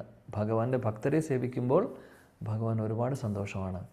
ഭഗവാൻ പറയുന്നു ആദിപുരാണത്തിൽ അർജുനനോട്, യേമേ ഭക്ത ജനാ പാർത്ഥ നമേ ഭക്താശ്ച തേ ജന മത് ഭക്താനാം ച യേ ഭക്ത തേമേ ഭക്താസ് തമാമത. അവിടെ പറയുന്നത് എന്താണെന്ന് വെച്ചാൽ, ശ്ലോകം മനോഹരമാണ്, ആദിപുരാണത്തിലെയാണ്. അർജുനോട് പറയുന്നതാണ് കൃഷ്ണൻ, ഓ അർജുന, യേമേ ഭക്ത ജനാ പാർത്ഥ, ഓ പാർത്ഥ, നമേ ഭക്താശ്ച തേ ജന, എൻ്റെ ശരിയായിട്ടുള്ള ഭക്തരെന്ന് പറഞ്ഞു കഴിഞ്ഞാൽ എന്നെ ആരാധിക്കുന്നവരല്ല, ഭഗവാൻ പറയുകയാണ്. മറിച്ച് മത് ഭക്താനാം ചയ്യേ ഭക്താസ്, മത് ഭക്താനാം ചയ്യേ ഭക്താസ്, ആരാണോ എൻ്റെ ഭക്തരെ സേവിക്കുന്നത്, തേമേ ഭക്ത തമാമത, അങ്ങനെയുള്ളവരാണ് ശരിക്കും എൻ്റെ ഭക്തർ എന്നാണ് ഭഗവാൻ പറയുന്നത്. അപ്പോൾ ഇവിടെ ഭക്തി വേദാന്തരെ അല്ലെങ്കിൽ പരിശുദ്ധ മഹാഭാഗവതർ നാരദമുനിയുടെ വീട്ടിലേക്ക് വരുന്നു, അല്ലെങ്കിൽ അദ്ദേഹത്തിന് സേവനം ചെയ്യാനുള്ള അവസരം കിട്ടുവാണ്. ആ പരിശുദ്ധ ഭക്തരെ അദ്ദേഹം സേവിക്കുമ്പോൾ ഭഗവാന് സന്തോഷമാകുന്നു, ഭഗവാൻ അനുഗ്രഹിക്കുന്നു. അങ്ങനെ നാരദമുനി അല്ലെങ്കിൽ ആ ബാലൻ, ശൂദ്രപുത്രനായി ജനിച്ച ബാലൻ നാരദമുനിയായി മാറുന്നു. അതാണ് പറയുന്നത്. പ്രഭുപാദ് കൂടുതൽ ഇതിനെക്കുറിച്ച് ഊന്നി പറയുന്നുണ്ട്, ഭഗവാന്റെ പരിശുദ്ധ ഭക്തരെ സേവിക്കുന്നതിനെക്കുറിച്ച്. അതിൽ ഏറ്റവും പ്രധാനപ്പെട്ടത് നമ്മുടെ ആധ്യാത്മിക ഗുരു എന്ന് പറയുന്നത് ഭഗവാന്റെ പരിശുദ്ധ ഭക്തനാണ്. അപ്പോൾ അദ്ദേഹമാണ് നമ്മളെ എല്ലാവരെയും ഭഗവാനിലേക്ക് എത്തിക്കുന്നത്. അപ്പോൾ നമ്മുടെ ഗുരുവിനെ സേവിക്കുമ്പോൾ ഗുരുസേവനത്തിലൂടെ നമ്മൾ ഭഗവാന്റെ അടുത്തേക്ക് നമ്മൾ പോകുന്നു, അല്ലെങ്കിൽ എത്തിക്കുന്നു. ഗുരുവാണ് നമ്മൾ എത്തിക്കുന്നത്. ഇത് വളരെ ഇമ്പോർട്ടൻ്റ് ആയിട്ടുള്ളൊരു പ്രിൻസിപ്പിളാണ് എന്നുള്ളത് നമ്മൾ ഓർക്കണം. അപ്പോൾ അങ്ങനെ വളരെ എക്സ്പേർട്ടായിട്ടുള്ള ഒരു ആധ്യാത്മിക ഗുരുവിന് നമ്മളെ ശുദ്ധരാക്കാനും അതേപോലെ നമ്മളെ ഭഗവാന്റെ അടുത്തേക്ക് എത്തിക്കുവാനും അദ്ദേഹത്തിന് സാധിക്കുന്നു. അതിനുള്ള ശക്തി ഭഗവാൻ അവർക്ക് കൊടുത്തിട്ടുണ്ട്. അപ്പോൾ നമ്മൾ ചെയ്യേണ്ടത് എന്താണ് എന്ന് വെച്ചാൽ, അങ്ങനെയുള്ള ഒരു ഗുരുവിനെ കണ്ടുപിടിക്കുക, അങ്ങനെയുള്ള ഗുരുവിൻ്റെ പാദങ്ങളിൽ നമ്മൾ ശരണം പ്രാപിക്കുക, ആശ്രയം എടുക്കുക, എന്നിട്ട് ഗുരു പറയുന്നതനുസരിച്ച് നമ്മൾ ചെയ്യുക. എല്ലാം ഗുരു പറയുന്ന വാക്കുകൾ, ഇൻസ്ട്രക്ഷൻസ് എല്ലാം നമ്മുടെ ജീവിതത്തിൻ്റെ ഭാഗമാക്കി മാറ്റുക. അങ്ങനെ സംഭവിക്കുമ്പോൾ ഭഗവദ്ധാമത്തിലേക്ക് നമ്മളെ ഗുരു തന്നെ കൊണ്ടുപോകും. അതാണ് ഇവിടെ നമ്മൾ പഠിക്കേണ്ടത് എന്ന് പ്രഭുപാദ് ഓർമ്മിപ്പിക്കുന്നു, ഭാവാർത്ഥത്തിൽ പറയുന്നു അതിനെക്കുറിച്ച്. അപ്പോൾ ഇത്രയും നമ്മൾ 23 പഠിക്കുന്നു. 24 പോവാം. തേ മൈ അപേതാ കില ചാപലേ ർബകേ ദാന്തേ ധൃത ക്രീഡനകേ നുവർത്തിനി ചക്രൂ കൃപാം യദ്യപി തുല്യദർശനാ ശുശ്രൂഷമാണേ മുനയോ അല്പഭാഷിണി. യമുന മാതാജി. ഹരേഷ്ണ. ഓം നമോ ഭഗവതേ വാസുദേവായ. ശ്ലോകം 24. ദേമയ്യപേതാകില ചപലേ അർപ്പകേ കാന്തേ ദൃക്ടനകേ അനുവർത്തിനി ചക്രൂ കൃപായത്യപി തുല്യദർശന ശുശ്രൂഷമാണേ മുനയോൽപഭാഷിണി. വിവർത്തനം വൈസരിയിലെ പ്രഭുവാദരിക്കേജ്. സ്വഭാവപരമായി നിഷ്പക്ഷരായിരുന്നിട്ടും ആ വേദാന്ത അനുവർത്തികൾ അഹൈതുകരമായ കൃപയാൽ എന്നെ അനുഗ്രഹിച്ചു. എന്നെ സംബന്ധിച്ചിടത്തോളം ബാലനായിരുന്നിട്ടു കൂടി ഞാൻ ആത്മനിയന്ത്രണമുള്ളവനും അനുസരണാശീലമുള്ളവനും കായിക വിനോദങ്ങളിൽ താല്പര്യമില്ലാത്തവനുമായിരുന്നു. മാത്രവുമല്ല, ആവശ്യത്തിലധികം സംസാരിക്കുന്ന പ്രകൃതവും എനിക്കില്ലായിരുന്നു. ഹരേ കൃഷ്ണ പ്രഭു. Thank you. ശ്രീപാദ് നാരദമുനി പറയുന്നു, ആ ഭക്തി വേദാന്തരുടെ മഹാകൃപ കൊണ്ട് മഹാകൃപ അദ്ദേഹത്തിന് ലഭിക്കുന്നു എന്നുള്ളത്. അപ്പോൾ ഈ ഒരു ശ്ലോകത്തിൽ ശീല ചക്രവർത്തി പാദ് പറയുന്നു 14 സ്റ്റേജസ് നമ്മൾ പറയുന്നുണ്ട്. ആ 14 സ്റ്റേജസ് അദ്ദേഹം പറഞ്ഞിട്ടുള്ളത് നാരദമുനിയുടെ ലൈഫിൽ കാണാമെന്നുള്ളത് അദ്ദേഹം പറഞ്ഞിട്ടുണ്ട്. അപ്പോൾ ഇത് എങ്ങനെയാണെന്ന് വെച്ചാൽ അദ്ദേഹം ഇവിടെ പറയുന്നത്, ഈ ശ്ലോകത്തിൽ 24 സതാം കൃപയെക്കുറിച്ചും മഹത് സേവയെക്കുറിച്ചും ശ്രദ്ധയെക്കുറിച്ചും ഗുരുപാദാശ്രയം, ഈ 4 സ്റ്റെപ്സ് ഇവിടെയാണ് നാരദമുനിക്ക് 4 സ്റ്റെപ്സിനെ കുറിച്ച് പറയുന്നത് ഈ ശ്ലോകത്തിലാണ്. ആദ്യത്തെ സദാം കൃപ, മഹത് സേവ, ശ്രദ്ധ, ഗുരുപാദാശ്രയ. ഓക്കെ. ഭക്തി വേദാന്തരെ പരിശുദ്ധ ഭക്തരെ അദ്ദേഹം സേവിക്കുന്നു അല്ലേ. ഇവിടെ ഭക്തിവേദാന്തരെ പറയുന്നത് തുല്യദർശന. തുല്യദർശന എന്ന് പറഞ്ഞാൽ എല്ലാവരെയും ഒരേപോലെ കാണുന്നു. അങ്ങനെയുള്ള ഉത്തമ അധികാരികളാണ് നാരദമുനി സേവിക്കുന്നത്. അങ്ങനെയുള്ള ഭക്തിവേദാന്തർ എന്ത് ചെയ്യുന്നു? കൃപ, അവരുടെ കൃപ നാരദമുനിക്ക് കൊടുക്കുന്നു. അവരുടെ കൃപ കിട്ടുന്നു. എന്നിട്ട് നാരദമുനി പറയുന്നു, ഞാനൊരു ചെറിയ കുട്ടിയായിരുന്നു, ചെറിയൊരു ബാലനായിരുന്നു ആ സമയത്ത്. പക്ഷേ നാരദമുനി അദ്ദേഹത്തിൻ്റെ ക്വാളിറ്റീസ് പറയുവാണ് ഇവിടെ. ദാന്തെ എന്ന് പറഞ്ഞാൽ ഞാൻ എൻ്റെ ഇന്ദ്രിയങ്ങളെല്ലാം പൂർണ്ണമായിട്ടും എൻ്റെ നിയന്ത്രണത്തിലായിരുന്നു. അധൃത ക്രീഡനാക്കെ, അതായത് കുട്ടികൾ സാധാരണ കളിക്കുന്ന കളികളും അല്ലെങ്കിൽ കുട്ടികൾ എപ്പോഴും ഇങ്ങനെ കളിച്ച് നടക്കുന്ന ഒരു സ്വഭാവമാണ് ജനറലി കുട്ടികളെ നോക്കിക്കഴിഞ്ഞാൽ. എന്നാൽ അങ്ങനെയുള്ള കളികളിലൊന്നും താല്പര്യം ഉണ്ടായിരുന്നില്ല നാരദമുനിക്ക്. കുട്ടിയായിരുന്ന നാരദമുനിക്ക്. അതേപോലെ തന്നെ അനുവർത്തിനി എന്ന് പറഞ്ഞാൽ വളരെയധികം അനുസരണാശീലം ഉള്ള കുട്ടിയായിരുന്നു. അതേപോലെ തന്നെ പറയുന്ന അല്പഭാഷിണി, ഞാൻ കുസൃതിയുള്ള കുട്ടിയായിരുന്നില്ല. ഇങ്ങനെ കലബല ശബ്ദം ഉണ്ടാക്കുന്ന സംസാരിക്കുന്ന കുട്ടിയായിരുന്നില്ല, അല്പഭാഷിണിയായിരുന്നു. അതായത് ആവശ്യത്തിന് മാത്രമേ ഞാൻ സംസാരിക്കുകയുള്ളായിരുന്നു, സൈലൻ്റ് ആയിരുന്നു. അപ്പോൾ നാരദമുനി അദ്ദേഹത്തിൻ്റെ ക്വാളിറ്റീസ് തന്നെ പറയുകയാണ്. അപ്പോൾ നമ്മൾ ചിന്തിക്കും, നാരദമുനി അവനവൻ്റെ ക്വാളിറ്റി പറയുകയാണോ എന്നുള്ളത്. പക്ഷേ പരിശുദ്ധ ഭക്തൻ ആയിട്ടുള്ള നാരദമുനി നമ്മളെ പഠിപ്പിക്കുകയാണ് എന്താണ് എങ്ങനെയുള്ളതാണ് ക്വാളിറ്റീസ് എന്നുള്ളത്, എന്തൊക്കെ ക്വാളിറ്റീസാണ് വേണ്ടതെന്നുള്ളത്. ഭഗവാൻ ഭഗവത്ഗീതയിൽ പറയുന്നുണ്ട്, അഹം സർവസ്യ പ്രഭോ മതഃ സർവം പ്രവർത്തതേ ഇതി മത്വ ഭജന്തേ മാം, അല്ലേ. മതഃ പരതരം നാന്യത് കിഞ്ചിദസ്തി ധനഞ്ജയ, എല്ലാത്തിൻ്റെ അസ്തിത്വം ഞാനാണെന്ന് ഭഗവാൻ പറയുന്നു. എൻ്റെ അപ്പുറത്ത് ഒരു പരമസത്യമില്ല. ആധ്യാത്മിക ലോകങ്ങളും ഭൗതിക ലോകങ്ങളെല്ലാം എന്നിൽ നിന്നാണ് വരുന്നത് എന്ന് ഭഗവാൻ ഒരുപാട് സ്ഥലങ്ങളിൽ ഭഗവത്ഗീതയിൽ പറയുന്നുണ്ട്. അതിൻ്റെ അർത്ഥം ഭഗവാൻ പറയുന്നത് അദ്ദേഹം അഹങ്കാരം ഉള്ളത് കൊണ്ട് പറയുകയാണെന്നാണോ? അല്ല, സത്യമാണ് പറയുന്നത്, പരമസത്യമാണ് അദ്ദേഹം വിളിച്ച് പറയുന്നത്. അപ്പോൾ അത് തെറ്റല്ല. അതേപോലെ ഇവിടെ നാരദമുനിയെ പോലുള്ള പരിശുദ്ധ ഭക്തൻ പറയുമ്പോൾ അത് അവർ അഹങ്കാരം കൊണ്ട് പറയുമല്ല, മറിച്ച് ഈ ക്വാളിറ്റീസൊക്കെയാണ് വേണ്ടത് എന്നുള്ളത് പറയുകയാണ്. ഞാൻ ഭഗവാനാണെന്ന് പറയുന്ന പോലെ അതേപോലെയാണ് പരിശുദ്ധ ഭക്തരുടെ സംസാരവും. അവർ പറയുന്നത്. നമ്മൾ പറയുമ്പോൾ കഥ മാറി. നമ്മൾ പറയുകയാണ്, ഞാൻ അധികം സംസാരിക്കില്ല, ഞാൻ അങ്ങനെയാണ്, ഞാൻ വളരെ അനുസരണമുള്ള കുട്ടിയായിരുന്നു. അത് നമ്മുടെ ഒരു അഹങ്കാര രൂപത്തിലാണ് നമ്മൾ പറയുന്നത്, ആ ഭാവത്തിലാണ് പറയുന്നത്. കാര്യം നമ്മൾ ശുദ്ധഭക്തരല്ല. നമ്മൾ എവിടെയെങ്കിലും നല്ല പേര് കിട്ടാനും അല്ലെങ്കിൽ ആളുകളുടെ കൈയടി കിട്ടാനും ആളുകളുടെ ശ്രദ്ധ കിട്ടാനും ആളുകൾ നമ്മളെ റെസ്പെക്റ്റ് ചെയ്യാനും വേണ്ടി പലതും നമ്മൾ പറയും. ഇല്ലാത്തതുവരെ പറയുന്നൊരു സ്വഭാവമാണ് നമ്മൾ കാണുന്നത്. അതെല്ലാം ശരിയായിട്ടുള്ളൊരു കാര്യമല്ല. ഒരു വൈഷ്ണവൻ ഒരിക്കലും അങ്ങനെ പറയില്ല. എന്നാൽ ഇവിടെ ഇത് ആക്ച്വലി പരമസത്യമായതുകൊണ്ട് നാരദമുനി അദ്ദേഹം പറയുന്നു. ഇതേപോലെ ഇതിനൊരു പാരലൽ നമ്മൾ വരയ്ക്കുകയാണെങ്കിൽ 7ാമത്തെ സ്കന്ധത്തിൽ പ്രഹ്ലാദ മഹാരാജവും പറയുന്നുണ്ട്. അവിടെ പ്രഹ്ലാദ മഹാരാജിൻ്റെ കുട്ടിക്കാലത്തെക്കുറിച്ച് പറയുമ്പോഴും അവിടെ പറയുന്നുണ്ട്, അല്പഭാഷണിയാണ്, അധികം സംസാരിക്കില്ല. അതേപോലെ കുട്ടികൾ കളിക്കുന്ന പോലെ കുട്ടികളുടെ കളികളും കുസൃതിയും ഒന്നും ഉണ്ടായിരുന്നില്ല. വളരെ മെച്ചുവറായിട്ടുള്ള കുട്ടിയായിരുന്നു പ്രഹ്ലാദ് ചെറുപ്പം മുതലേ. ദാന്തെ അതേപോലെ ഇന്ദ്രിയങ്ങളെല്ലാം പൂർണ്ണ നിയന്ത്രണത്തിലായിരുന്നു. വളരെ അനുസരണാശീലമുള്ള കുട്ടിയായിരുന്നു. പ്രഹ്ലാദിന് ഈ ക്വാളിറ്റീസ് എല്ലാം ഉണ്ടായിരുന്നു. അതവിടെ 7ാമത്തെ സ്കന്ധത്തിൽ പറയുന്നുണ്ട് അതിനെക്കുറിച്ച്. അപ്പോൾ നമുക്ക് നാരദമുനിയുടെ ക്വാളിറ്റീസ് പറയുമ്പോൾ പ്രഹ്ലാദിനെയും ഓർക്കാം. കാര്യം ഗുരു എങ്ങനെയാണോ അങ്ങനെയായിരിക്കും ശിഷ്യനും. രണ്ടുപേരും, പ്രഹ്ലാദിൻ്റെ ഗുരുവാണ് നാരദമുനി. അപ്പോൾ ആ ക്വാളിറ്റീസ് നാരദമുനിക്കും ഉണ്ടാവും, തീർച്ചയായിട്ടും ഗുരുവിനുണ്ടാവും. ആ ഗുരുവിൻ്റെ ക്വാളിറ്റീസും തീർച്ചയായിട്ടും ശിഷ്യനും ലഭിക്കുന്നു. ഓക്കെ, അപ്പോൾ ഇവിടെ അഹൈതുകമായിട്ടുള്ള കൃപയെക്കുറിച്ച് ശ്ലോകത്തിൽ പറയുന്നുണ്ട്. അഹൈതുകമായിട്ടുള്ള കൃപയാണ് കൃപ ലഭിക്കുന്നു ആർക്ക്? ഈ ശൂദ്രപുത്രനായിട്ടുള്ള നാരദമുനിക്ക് എന്ന് ഈ ശ്ലോകത്തിൽ പറയുന്നു. അപ്പോൾ നമ്മുടെ ആചാര്യന്മാർ പറയുന്നു ഇതിനെക്കുറിച്ച്, കൃപ 2 തരത്തിലുണ്ട് എന്നുള്ളത്. ഒന്ന് ഹേതു ഉള്ളത്, അല്ലെങ്കിൽ കാരണം, എന്തെങ്കിലും കാരണം കണ്ടീഷണൽ ആയിട്ടുള്ളത്.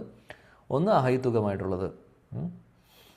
രണ്ടും തമ്മിലുള്ള വ്യത്യാസം എന്താണെന്ന് വെച്ചാൽ, എന്തെങ്കിലും, അതായത് കണ്ടീഷൻ വെച്ചിട്ടുള്ളൊരു കൃപയാണെങ്കിൽ അതിൻ്റെ പ്രശ്നം എന്താണെന്ന് വെച്ചാൽ, അല്ലെങ്കിൽ അത് എങ്ങനെയാണെന്ന് വെച്ചാൽ, ആർക്കെങ്കിലും ഭൗതിക തലത്തിലുള്ള എന്തെങ്കിലും ക്വാളിറ്റീസ് നമ്മൾ കാണുമ്പോൾ അവരെ സഹായിക്കാൻ ഉള്ള, അല്ലെങ്കിൽ അവരെ സഹായിക്കാൻ വേണ്ടിയിട്ട്, അല്ലെങ്കിൽ അവരോട് നമുക്കൊരു ഇഷ്ടം തോന്നുന്നു, അടുപ്പം തോന്നുന്നു, അല്ലെങ്കിൽ ഒരു സ്നേഹം തോന്നുന്നു, അറ്റാച്ച്മെൻറ്റ് തോന്നുന്നു, അങ്ങനെ അവർക്ക് കൃപ കൊടുക്കുന്നു. അതിനെ അഹൈതുകമെന്ന് വിളിക്കാൻ പറ്റില്ല. അത് കണ്ടീഷണലാണ്. ഹേതു ഉണ്ട്, അതിന് കാരണമുണ്ട്. മാത്രമല്ല, ഇനി ആ ക്വാളിറ്റീസ് ഇല്ലാത്തൊരു അവസ്ഥയാണെങ്കിൽ, ഉദാഹരണത്തിന് നമ്മൾ നല്ല സ്വഭാവം, ഇപ്പോൾ ഉദാഹരണത്തിന് നമ്മൾ പറയും, നമ്മൾ ഏതെങ്കിലും ഒരു ആളുകളുടെ നമ്മൾ ഈ ലോകത്ത് നോക്കിക്കഴിഞ്ഞാൽ നമുക്ക് അവർ നന്നായി പാടും, അല്ലെങ്കിൽ നല്ല കഴിവുണ്ട്, അങ്ങനെ എക്സ്ട്രാ കരിക്കുലർ ആക്ടിവിറ്റീസിൽ കഴിവുണ്ട്. അപ്പോൾ അങ്ങനെ നമുക്ക് അവരോട് അറ്റാച്ച്മെൻറ്റ് തോന്നും. ഫോർ എക്സാമ്പിൾ പറയുകയാണ്. അപ്പോൾ അതുകൊണ്ട് നമുക്കൊരു അറ്റാച്ച്മെൻറ്റ് തോന്നിയിട്ട് അവരെ നമ്മൾ സഹായിക്കുന്നു, അല്ലെങ്കിൽ അവർക്ക് വേണ്ടി സേവനങ്ങൾ ചെയ്യുന്നു.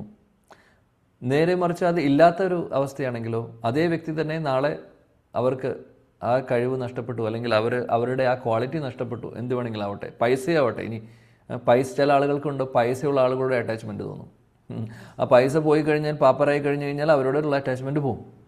അപ്പോൾ അങ്ങനെയുള്ള കൃപയാണ് ഹേതു ഉള്ളത്, കണ്ടീഷണലായിട്ടുള്ള കൃപ.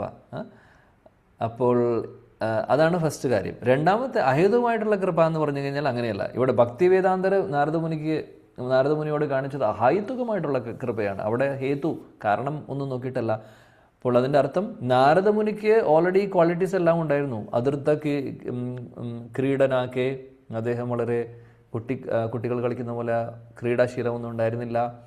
ദാന്തെ, ഇന്ദ്രിയങ്ങളെ നിയന്ത്രിക്കുന്നു. അല്പഭാഷണി, അനുവർത്തിനി, ഇതെല്ലാം നമ്മൾ കണ്ടു. ഈ ക്വാളിറ്റീസ് നാരദമുനിയിൽ കണ്ടിട്ടല്ല ആക്ച്വലി ഈ ഭക്തിവേദാന്തർ നാരദമുനിക്ക് മഹാകൃപ കൊടുക്കുന്നത്. ആ ക്വാളിറ്റി കണ്ടിട്ടല്ല, മറിച്ച് അവരുടെ ഹൃദയത്തിൽ നിന്ന് പരിശുദ്ധ ഭക്തർ അവരുടെ ഉള്ളിൽ നിന്ന് അവർക്ക് തോന്നുമ്പോൾ ആ ഒരു കൃപ കൊടുക്കുന്നതാണ്. കാര്യം അവരെല്ലാവരും ഒരേപോലെ കാണുന്നത്. അതുകൊണ്ടാണ് ഇവിടെ പറയുന്നുണ്ട് തുല്യദർശന എന്ന് വിളിക്കുന്നത്. അവർ നാരദമുനിയിലുള്ള ക്വാളിറ്റീസ് കണ്ട് അതിൽ ആകർഷിതനായിട്ട്, എന്നാൽ ശരി ഈ കുട്ടിയെ ഞാൻ അനുഗ്രഹിക്കാം എന്ന് പറഞ്ഞിട്ടല്ല. അതുകൊണ്ടാണ് തുല്യദർശന എന്ന് പറയുന്നത്.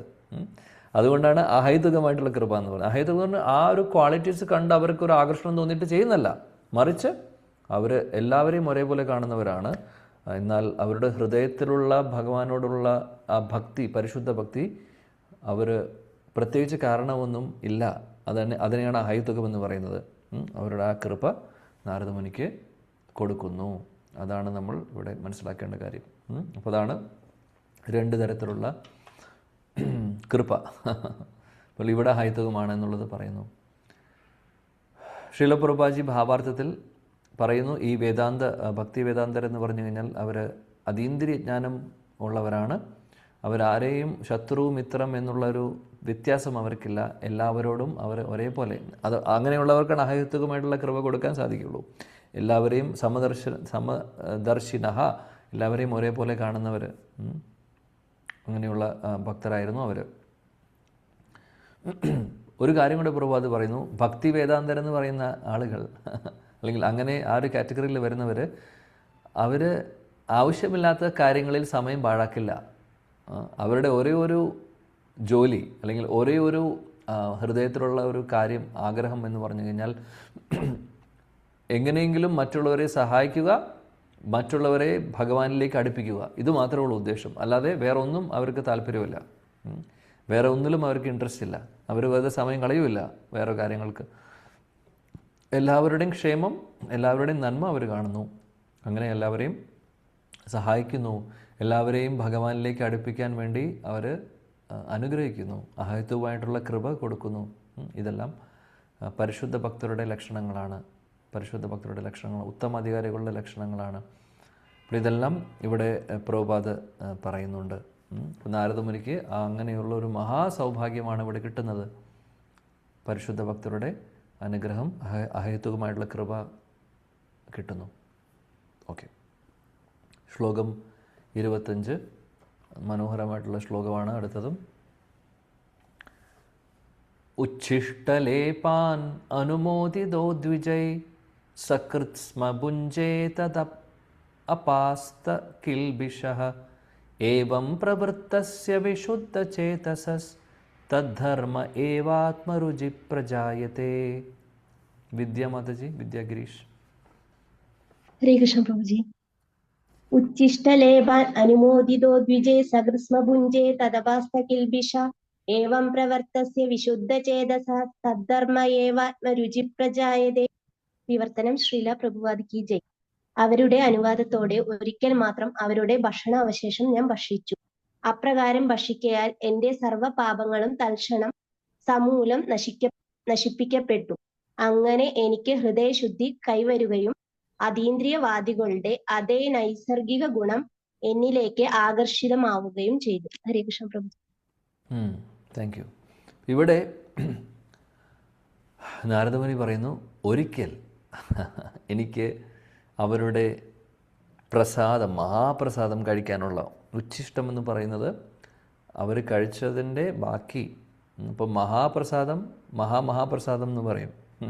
ഭഗവാൻ ഓഫർ ചെയ്യുന്നത് മഹാപ്രസാദവും ഭഗവാന്റെ ഭക്തരത്, പരിശുദ്ധ ഭക്തരത് കഴിച്ചു കഴിഞ്ഞാൽ അതിൻ്റെ ബാക്കി നമുക്ക് കിട്ടുവാണെങ്കിൽ അതിനെ മഹാപ്രസാദം എന്ന് പറയും. അപ്പോൾ ഭഗവാന്റെ കൃപയുണ്ട്, ആ പരിശുദ്ധ ഭക്തൻ്റെ കൃപയും അതിൽ വരുന്നു.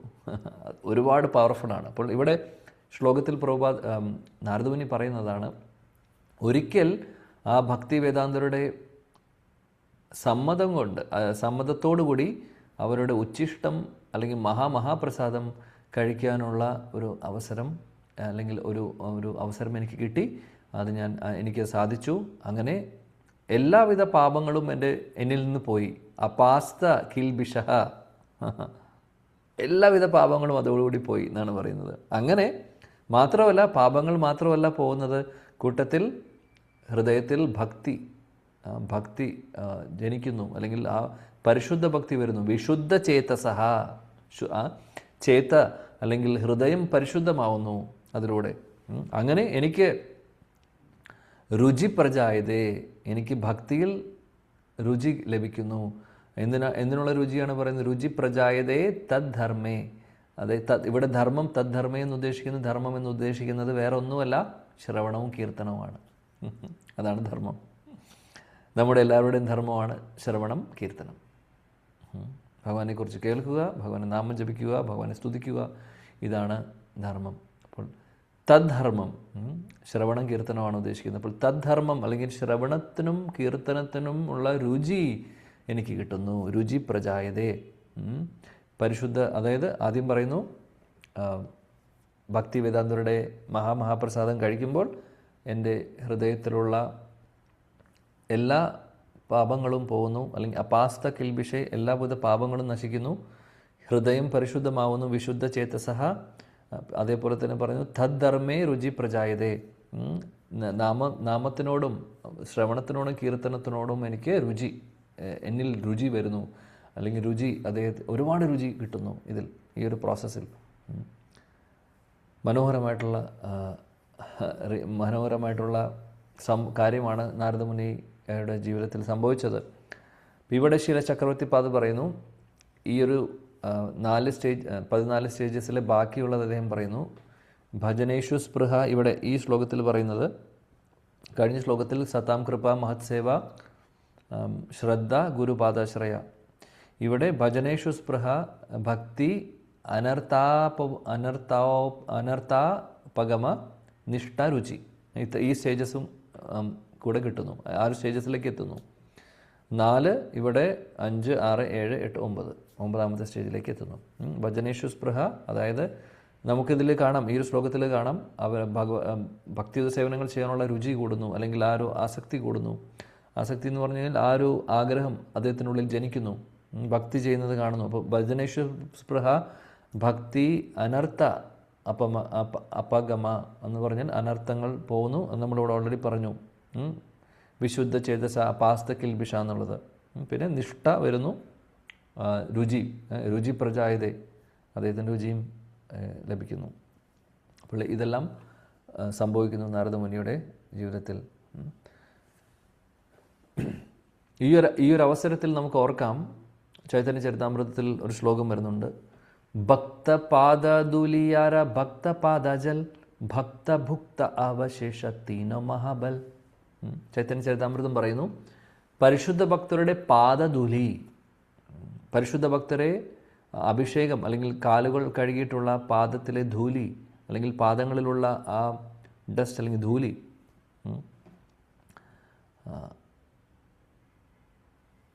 ഒരുപാട് ശക്തിയുള്ളതാണ് എന്ന് പറയുന്നു. 3 കാര്യങ്ങളാണ് പറയുന്നത്. തീന മഹാബൽ, 3 കാര്യങ്ങളാണ് പറയുന്നത്. 1 ഭക്തരുടെ, പരിശുദ്ധ ഭക്തരുടെ പാദധൂലി. 2 ഭക്തപാദജൽ, അതായത് പരിശുദ്ധ ഭക്തരെ അവരുടെ പാദങ്ങൾ കഴുകിയിട്ടുള്ള ജലം. 2 3 ഭക്തഭുക്ത അവശേഷ, അതാണ് ഇവിടെ മഹാപ്രസാദം അല്ലെങ്കിൽ ഉച്ചിഷ്ടം. ഭക്തഭുക്ത അവശേഷം, അവർ കഴിച്ചതിൻ്റെ ബാക്കി. ഈ 3 കാര്യങ്ങളും തീന മഹാബൽ, ഒരുപാട് ശക്തിയുണ്ട് എന്നാണ് ചൈതന്യ ചരിതാമൃതത്തിൽ വരുന്നതാണ് ഈ ശ്ലോകം. അപ്പോൾ ഈ ഒരു 3 കാര്യങ്ങളും ആക്ച്വലി തീർച്ചയായിട്ടും ഒരുപാട് ശക്തിയുള്ളതാണ്. നമുക്ക് ശക്തി ആവാത്തത്ര ശക്തിയുണ്ട്, നമ്മുടെ ചിന്തയ്ക്ക് അപ്പുറത്താണ്. എന്നാൽ ഈ 3 കാര്യങ്ങളും ഉദ്ദേശിക്കുന്നത് എന്താണ്? ഭക്തപാദധൂലി എന്ന് പറയുമ്പോൾ അല്ലെങ്കിൽ ഭക്തപാദജൽ എന്ന് പറയുമ്പോൾ, ഓക്കെ, അഭിഷേകം ചെയ്തിട്ടുള്ള വെള്ളം കിട്ടുവാണെങ്കിൽ തീർച്ചയായിട്ടും അത് ഫിസിക്കലി അല്ലെങ്കിൽ അത് നമുക്ക് കിട്ടുവാണെങ്കിൽ അതും, അതേപോലെ ധൂലം നമുക്ക് ധൂലി കിട്ടുവാണെങ്കിൽ അതും ശരിയാണ്. അതേപോലെ ഉച്ചിഷ്ടം കിട്ടുവാണെങ്കിലും നല്ലതാണ്. അതെല്ലാം ആക്ച്വലി നമുക്ക് കിട്ടുവാണെങ്കിൽ ശ്രേഷ്ഠമാണ്, വളരെ നല്ല കാര്യമാണ്. പക്ഷേ അതിൻ്റെ ഇന്നർ മീനിങ് എന്താണെന്ന് വെച്ചാൽ, ഇത് കിട്ടിയതുകൊണ്ട് മാത്രം കാര്യമില്ല, ഇതിൽ വിശ്വാസമില്ലെങ്കിൽ അത് വർക്കാവില്ല. ഭക്തപാദധൂലി, പാദജലവും അല്ലെങ്കിൽ ഉച്ചിഷ്ടവും കിട്ടി എന്നതുകൊണ്ടും നമ്മൾ സേവിച്ചു എന്ന് ഉള്ളതുകൊണ്ടും അതിന് എഫക്റ്റ് നമുക്ക് വരില്ല. അതിൽ വിശ്വാസമില്ലെങ്കിൽ, വിശ്വാസത്തോടു കൂടി, ഇതിൽ പൂർണ്ണ വിശ്വാസം ഉണ്ടെങ്കിൽ ഇതെല്ലാം വർക്കാവും, ഇല്ലെങ്കിൽ വർക്കാവില്ല. അതൊരു കാര്യം. രണ്ടാമത്തെ ഇമ്പോർട്ടൻ്റ് പോയിന്റ് എന്ന് പറഞ്ഞു കഴിഞ്ഞാൽ, ഇതിൻ്റെ ആക്ച്വൽ ഇന്നർ മീനിങ് എടുക്കുകയാണെങ്കിൽ എന്താണെന്ന് വെച്ചാൽ, എന്താണ് ഉദ്ദേശിക്കുന്നത്? ഭക്തപാദധൂലി, ഭക്തപാദജൽ, ഭക്തഭുക്ത അവശേഷ. ആക്ച്വലി ഉദ്ദേശിക്കുന്നത് ഒരു പരിശുദ്ധ ഭക്തരുടെ പാത പിന്തുടരുക എന്നുള്ളതാണ്. ഭക്തപാദധൂലി എന്ന് പറഞ്ഞാൽ അവർ നടക്കുന്ന പാതയിലൂടെ നമ്മൾ നടക്കുക. അതിൻ്റെ അർത്ഥം അവർ ഏത് വഴിയാണോ നമുക്ക് കാണിച്ചു തരുന്നത് ആ വഴിയിലൂടെ നമ്മൾ സഞ്ചരിക്കുക. അതാണ് ഭക്തപാദധൂലി. അത് നമ്മുടെ ജീവിതത്തിൽ അത് കൊണ്ടുവരിക, അവർ പറയുന്നതനുസരിച്ച് ജീവിക്കുക. ഇതാണ് ഈ ഭക്തപാദജലി, ഈ ഒരു ശ്ലോകത്തിൻ്റെ വേറൊരു അർത്ഥം പ്രാക്ടിക്കൽ സൈഡിൽ നോക്കുകയാണെങ്കിൽ. അപ്പോൾ ആക്ച്വലി ഇതെല്ലാം കിട്ടുവാണെങ്കിലും വളരെ വിശ്വാസത്തോടു കൂടി നമ്മൾ സേവിക്കുകയാണെങ്കിൽ തീർച്ചയായിട്ടും അതിന് എഫക്റ്റ് ഉണ്ട്. അതേപോലെ പ്രാക്ടിക്കൽ വശം നോക്കുമ്പോൾ പരിശുദ്ധ ഭക്തരുടെ പാത പിന്തുടരുക, അവർ പറയുന്ന കാര്യങ്ങൾ അവർ ചെയ്തിട്ടുള്ള കാര്യങ്ങൾ നമ്മൾ അവരെ പിന്തുടരുക, കൂട്ടത്തിൽ അവർ പറയുന്ന കാര്യങ്ങൾ, പറഞ്ഞു തന്നിട്ടുള്ള കാര്യങ്ങൾ നമ്മൾ അതേപോലെ തന്നെ അനുസരിക്കുക, ജീവിക്കുക അതനുസരിച്ച്. അങ്ങനെയാവുമ്പോൾ ഇതെല്ലാം എഫക്റ്റ് ആവും. വേറെ ഒന്നും കൂടെ ഡീപ്പായിട്ട് പോവുകയാണെങ്കിൽ, പരിശുദ്ധ ഭക്തരെ അവിടെ പാത പിന്തുടരുക എന്നുള്ളത് ആണ് ഭക്തപാദധൂലി എന്ന് കൊണ്ട് ഉദ്ദേശിക്കുന്നത്. ഭക്തപാദജൽ എന്ന് പറയുമ്പോൾ എന്താണെന്ന് വെച്ചാൽ, അവർ ചെയ്യുന്ന കാര്യങ്ങൾ അല്ലെങ്കിൽ അവർ പറഞ്ഞു തരുന്ന ഇൻസ്ട്രക്ഷൻ നമ്മൾ ഫോളോ ചെയ്യുക എന്നുള്ളത്. ആദ്യം അവരെ പിന്തുടരുക, 2 അവർ പറയുന്നത് നമ്മൾ അനുസരിക്കുക, പറഞ്ഞു തരുന്ന കാര്യം. 3 ഭക്തഭുക്ത അവശേഷം എന്ന് പറഞ്ഞു കഴിഞ്ഞാൽ, അവരുടെ ഉച്ചിഷ്ടം എന്ന് പറഞ്ഞു കഴിഞ്ഞാൽ എന്താണ് ഉദ്ദേശിക്കുന്നത്? ഓക്കെ, പ്ലേറ്റ് അവർ കഴിച്ച ഭക്ഷണത്തിൻ്റെ ബാക്കി എന്നുള്ളത് ഒരർത്ഥം. എന്നാൽ അതിന് ഇന്നർ മീനിങ് എന്ന് പറഞ്ഞു കഴിഞ്ഞാൽ, അവരുടെ വായിലുള്ളത് എന്താണ്? എപ്പോഴും ഹരിനാമമാണ്. ഭഗവാന്റെ നാമരൂപ ഗുണലീലകൾ മാത്രമാണ് അവരുടെ വായിലുള്ളത്. വാ തുറന്നു കഴിഞ്ഞാൽ പരിശുദ്ധ ഭക്തർ നാമരൂപ ഗുണലീലകളാണ് ഭഗവാന്റെ നാമോ രൂപമോ ഗുണമോ ലീലയോ ഇതിനെക്കുറിച്ചുള്ള വർണ്ണനയാണ് അവർ ചെയ്യുന്നത്. ഭഗവാനെ സ്തുതിക്കുന്നു. അപ്പോൾ അതാണ് മഹാപ്രസാദം. അപ്പോൾ അങ്ങനെയുള്ളത് അവരിൽ നിന്ന് കിട്ടുവാണെങ്കിൽ, അവരുടെ ഉച്ചിഷ്ടമായിട്ട് അവരുടെ നാവിലുള്ള വായിലുള്ള ഭഗവാനെ സ്തുതിക്കുവാനുള്ള ആ ക്വാളിറ്റീസ് അല്ലെങ്കിൽ അവരുടെ ആ ഒരു അറ്റാച്ച്മെൻറ്റ് ഭഗവാനെ സ്തുതിക്കുന്നതിലും ഭഗവാന്റെ നാമം ചൊല്ലുന്നതിനുമൊക്കെ ഉള്ള ആ ഒരു രുചി അവരിൽ നിന്ന് കിട്ടുന്നതിനെക്കുറിച്ചാണ് ഭക്തഭുക്താവശേഷ എന്നുള്ളതിന് ഇന്നർ മീനിങ് വരുന്നത്. സോ നാരദമുനിക്ക് സംഭവിക്കുന്ന ഇതാണ്. വിശ്വാസത്തോടു കൂടി അത് കഴിക്കുന്നു. അതേപോലെ തന്നെ ഹൃദയത്തിൽ നിന്ന് ആ പരിശുദ്ധ ഭക്തരുടെ ഹൃദയത്തിലുള്ള പരിശുദ്ധ ഭക്തി നാരദമുനിയുടെ ഹൃദയത്തിലേക്ക് അത് ബ്ലൂടൂത്ത് ഉപയോഗിച്ച് ട്രാൻസ്ഫർ ചെയ്യുന്ന പോലെ ട്രാൻസ്ഫർ ആവുന്നു. അതുകൊണ്ടാണ് അദ്ദേഹത്തിന് ഈ രുചിയെല്ലാം ആ സ്റ്റേജിലേക്ക് എത്തുന്നത്. അപ്പോൾ വളരെ വളരെ പവർഫുള്ളാണ് വൈഷ്ണവ സേവ എന്ന് പറയുന്നത്.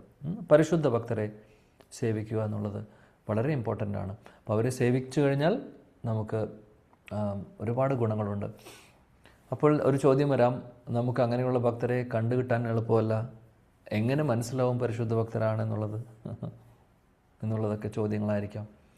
അപ്പോൾ ശരിയാണ്, കണ്ടു കഴിഞ്ഞാൽ മനസ്സിലാവുമോ എന്നുള്ളത് എക്സ്റ്റേണൽ അപ്പിയറൻസിലൂടെ മാത്രമല്ല, എന്നാൽ പരിശുദ്ധരായിട്ടുള്ള ഭക്തരെ നമുക്ക് കാണാം, മനസ്സിലാക്കാം സാധിക്കും. അവരുടെ ചേഷ്ടകൾ, ദിനചര്യകൾ, അതേപോലെ തന്നെ അവരുടെ രീതികളൊക്കെ നമ്മൾ ഒന്ന് പഠിക്കുകയാണെങ്കിൽ സമയം പാഴാക്കാതിരിക്കുന്നു, അവ്യർത്ഥ കാലത്തും, അതേപോലെ ശാന്തി, വളരെ ശാന്ത സ്വഭാവം, അവ്യർത്ഥ കാലത്തും, സമയം പാഴാക്കില്ല അങ്ങനെയുള്ളവർ, അതേപോലെ വിരക്തി, ഭൗതികമായിട്ടുള്ള കാര്യങ്ങളോട് താല്പര്യം ഉണ്ടാവില്ല, മാന്യശൂന്യത, അതായത് ഉള്ളിലുള്ള ഞാൻ എന്നുള്ള അഹംഭാവം ഇല്ലാത്തവർ, എല്ലാം ഭഗവാനെ സമർപ്പിച്ചുകൊണ്ട് എന്തെങ്കിലും ക്രെഡിറ്റ് അവർക്ക് കിട്ടുന്നുണ്ടെങ്കിലും അതും പറയുന്നു ഞാനല്ല ചെയ്യുന്നത് ഭഗവാനാണ് എന്നുള്ളത്, ശരിയായിട്ടുള്ള ഭാവത്തിൽ. പുറമേ പറയൽ മാത്രമല്ല, ഉള്ളിൽ അങ്ങനെ തന്നെയുള്ള ഫീലിങ്സ് ഉള്ളവർ. ആശാബന്ധ, സമുത്കണ്ഠ, നാമഗാനെ സദാരുചി, ഇതെല്ലാം ക്വാളിറ്റീസാണ് പരിശുദ്ധ ഭക്തരുടെ. ആശാബന്ധ, അവർ എപ്പോഴും അവർക്ക് 100% ഒരു വിശ്വാസമുണ്ട്, ലക്ഷ്യത്തിലേക്ക് എത്തും എന്നുള്ളത്. ഈ പ്രോസസ്സിലൊരു വിശ്വാസമുണ്ട്. ആശ, എപ്പോഴും അവർ കോൺഫിഡൻ്റ് ആണ്. അതേപോലെ സമുത്കണ്ഠ, അവരെപ്പോഴും ഉത്കണ്ഠയിലാണ്. എന്തിനെക്കുറിച്ച്? ഭക്തി അതായത് ഭഗവാനെക്കുറിച്ച് സ്തുതിക്കുവാനും ഭഗവാനെക്കുറിച്ച് പറയുവാനും മറ്റുള്ളവർക്ക് പറഞ്ഞു കൊടുക്കുവാനും അതേപോലെ ഭക്തി സേവനങ്ങൾ ചെയ്യുവാനും സദാസമയം ഉത്കണ്ഠ ഉണ്ടാവും അവർക്ക്. ആകാംക്ഷയുണ്ടാവും, ഉത്സാഹം ഉണ്ടാവും. നാമഗാനെ സദാരുചി, നാമം ചൊല്ലുവാനും ഭഗവാനെ സ്തുതിക്കുവാനും സദാരുചി, അത് എപ്പോഴും രുചിയുണ്ടാവും. പ്രീതി തത് വസതി സ്ഥലേ, അതായത് ഭഗവാന്റെ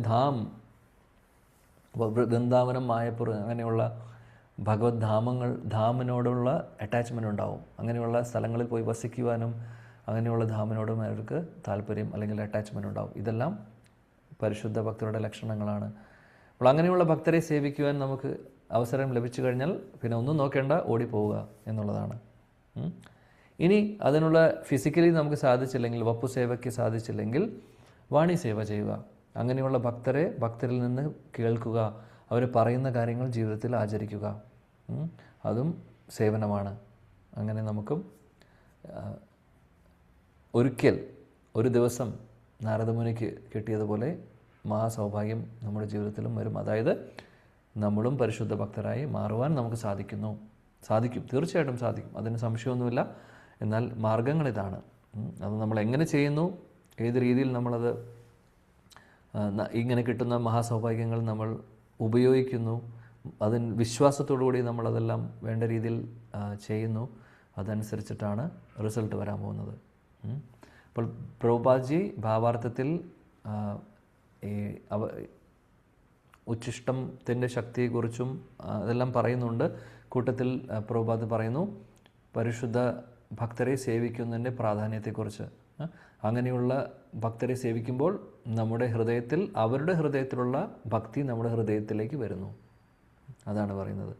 പ്രഭുപാദ് ഇവിടെ ഉപയോഗിക്കുന്ന ഒരു വാക്ക് ഇൻഫെക്ഷൻ പോലെയാണെന്ന്. അതായത് പരിശുദ്ധ ഭക്തരുടെ ക്വാളിറ്റീസ് ഒരു ഇൻഫെക്ഷൻ പോലെ നമുക്ക് പകരുന്നു. ഇപ്പോൾ കൊറോണ വൈറസ് ബാധിച്ചിട്ടുള്ള ഒരാളുടെ അടുത്ത് നമ്മൾ പോകുമ്പോൾ ഓട്ടോമാറ്റിക്കലി അത് നമുക്ക് പകരുന്നു, ഇൻഫെക്ഷൻ വരുന്നു. അതേപോലെ പരിശുദ്ധ ഭക്തരുടെ സംഘത്തിലൂടെ, അവരെ സേവിക്കുന്നതിലൂടെ അവരുടെ ഉള്ളിലുള്ളത് കൊറോണ അല്ലെങ്കിൽ കോവിഡ് അല്ല, അവരുടെ ഉള്ളിലുള്ളത് പരിശുദ്ധ ഭക്തിയാണ്. അത് നമുക്ക് കിട്ടുന്നു. അതാണ് സംഭവിക്കുന്നത്. അത്രയും ശക്തിയാണ് പരിശുദ്ധ ഭക്തർക്ക് അവരുടെ അവരുടെ ക്വാളിറ്റീസും അല്ലെങ്കിൽ ആ സംഘത്തിലൂടെ വൈഷ്ണവ പരിശുദ്ധ ഭക്തരെ സേവിക്കുമ്പോൾ, വൈഷ്ണവ സേവനം ചെയ്യുമ്പോൾ നമുക്ക് ലഭിക്കുന്നത്. അപ്പോൾ ഇതെല്ലാം നമുക്ക് ഈ ഒരു ശ്ലോകത്തിൽ നിന്ന് പഠിക്കാവുന്നതാണ്, മനസ്സിലാക്കാവുന്നതാണ്. ശരി, ഓക്കെ. അപ്പോൾ സമയമായി. നമുക്ക് ഭഗവാന്റെ കൃപയുണ്ടെങ്കിൽ 26ാമത്തെ ശ്ലോകം നാളെ പഠിക്കാം. Thank you. ഗ്രന്ഥരാജ് ശ്രീമദ് ഭാഗവതം കി ജയ്. ഗ്രന്ഥരാജ് ശ്രീമദ് ഭാഗവതം की जय. जगतगुरु श्रीला प्रभुपाद की जय. समवेद गौर भक्त वृंद की जय. शचिनंदन श्री गौर हरि की जय. गौड़ीय गुरु वृंद की जय. श्री वृंदावन धाम की जय. जय जय श्री राधे. Thank you. ശരി. ഹരേ കൃഷ്ണ. എന്തെങ്കിലും സംശയം ചോദിക്കാം.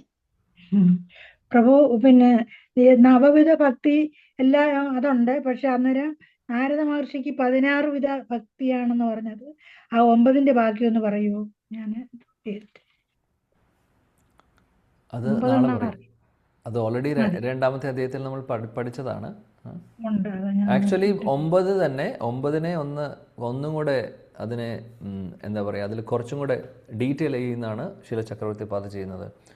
9 തന്നെ അതിനെ കുറച്ചും കൂടെ ഇടയിലെ കുറച്ച് സ്റ്റെപ്സ് ഇടയിൽ പറയുന്നുണ്ട്. അപ്പോൾ ഈ 1 മുതൽ ശ്രദ്ധ മുതൽ അവസാനം വരെയുള്ളതാണ്. പക്ഷേ എന്നാലും അഡീഷണൽ ആയിട്ട് 1-2 കാര്യങ്ങൾ അദ്ദേഹം പറയുന്നു. 9, 14 അദ്ദേഹം പറയുന്നു. വ്യത്യാസം നമ്മൾ ഓൾറെഡി 2ാമത്തെ ചാപ്റ്ററിൽ പഠിച്ചതാണ്, ഓൾറെഡി പറഞ്ഞിട്ടുണ്ട്. ഇല്ലെങ്കിൽ ഇനി വരുന്ന ക്ലാസ്സിൽ അത് നമ്മൾ 14 പറയും. ഓക്കെ, അപ്പോൾ 9 വരെ എന്ന് പറഞ്ഞു. അടുത്ത ശ്ലോകങ്ങളിൽ ബാക്കിയുള്ളത് കവർ ചെയ്യും. Okay, thank you. Hare Krishna. Hare Krishna. നമ്മുടെ സമയം അവസാനിച്ചിരിക്കുന്നു. പറഞ്ഞാൽ പ്രഭുജി, പ്രണാം പ്രഭുജി. ഒരു കാര്യം, ഇന്ന് പ്രഭുജി പറഞ്ഞതില് കുറെ 2-3 കുറെ ശ്ലോകങ്ങളായിട്ട് ഭക്തിയുടെ മേന്മകളെ കുറിച്ചാണല്ലോ പറയുന്നത്. അപ്പൊ അതിൽ പ്രഭുജി ഇന്ന് ലക്ഷ്യബോധം, ലക്ഷ്യം, ഞാൻ അവിടെ ചെന്ന് എത്തും, ഭഗവാന്റെ അടുത്ത് ചെന്ന് എത്തും എന്നുള്ള ലക്ഷ്യം നമുക്ക് വേണം എന്ന് പറഞ്ഞത് ഞാൻ ആദ്യമായിട്ടാണ് കേൾക്കുന്നത്. ഇതിനു മുന്നേ ഞാൻ അങ്ങനെ കേട്ടിട്ടില്ല ആരിൽ നിന്നും. അപ്പം എനിക്ക് ചോദിക്കാനുള്ളത്, നമ്മൾ ജപിക്കുന്ന സമയത്തൊക്കെ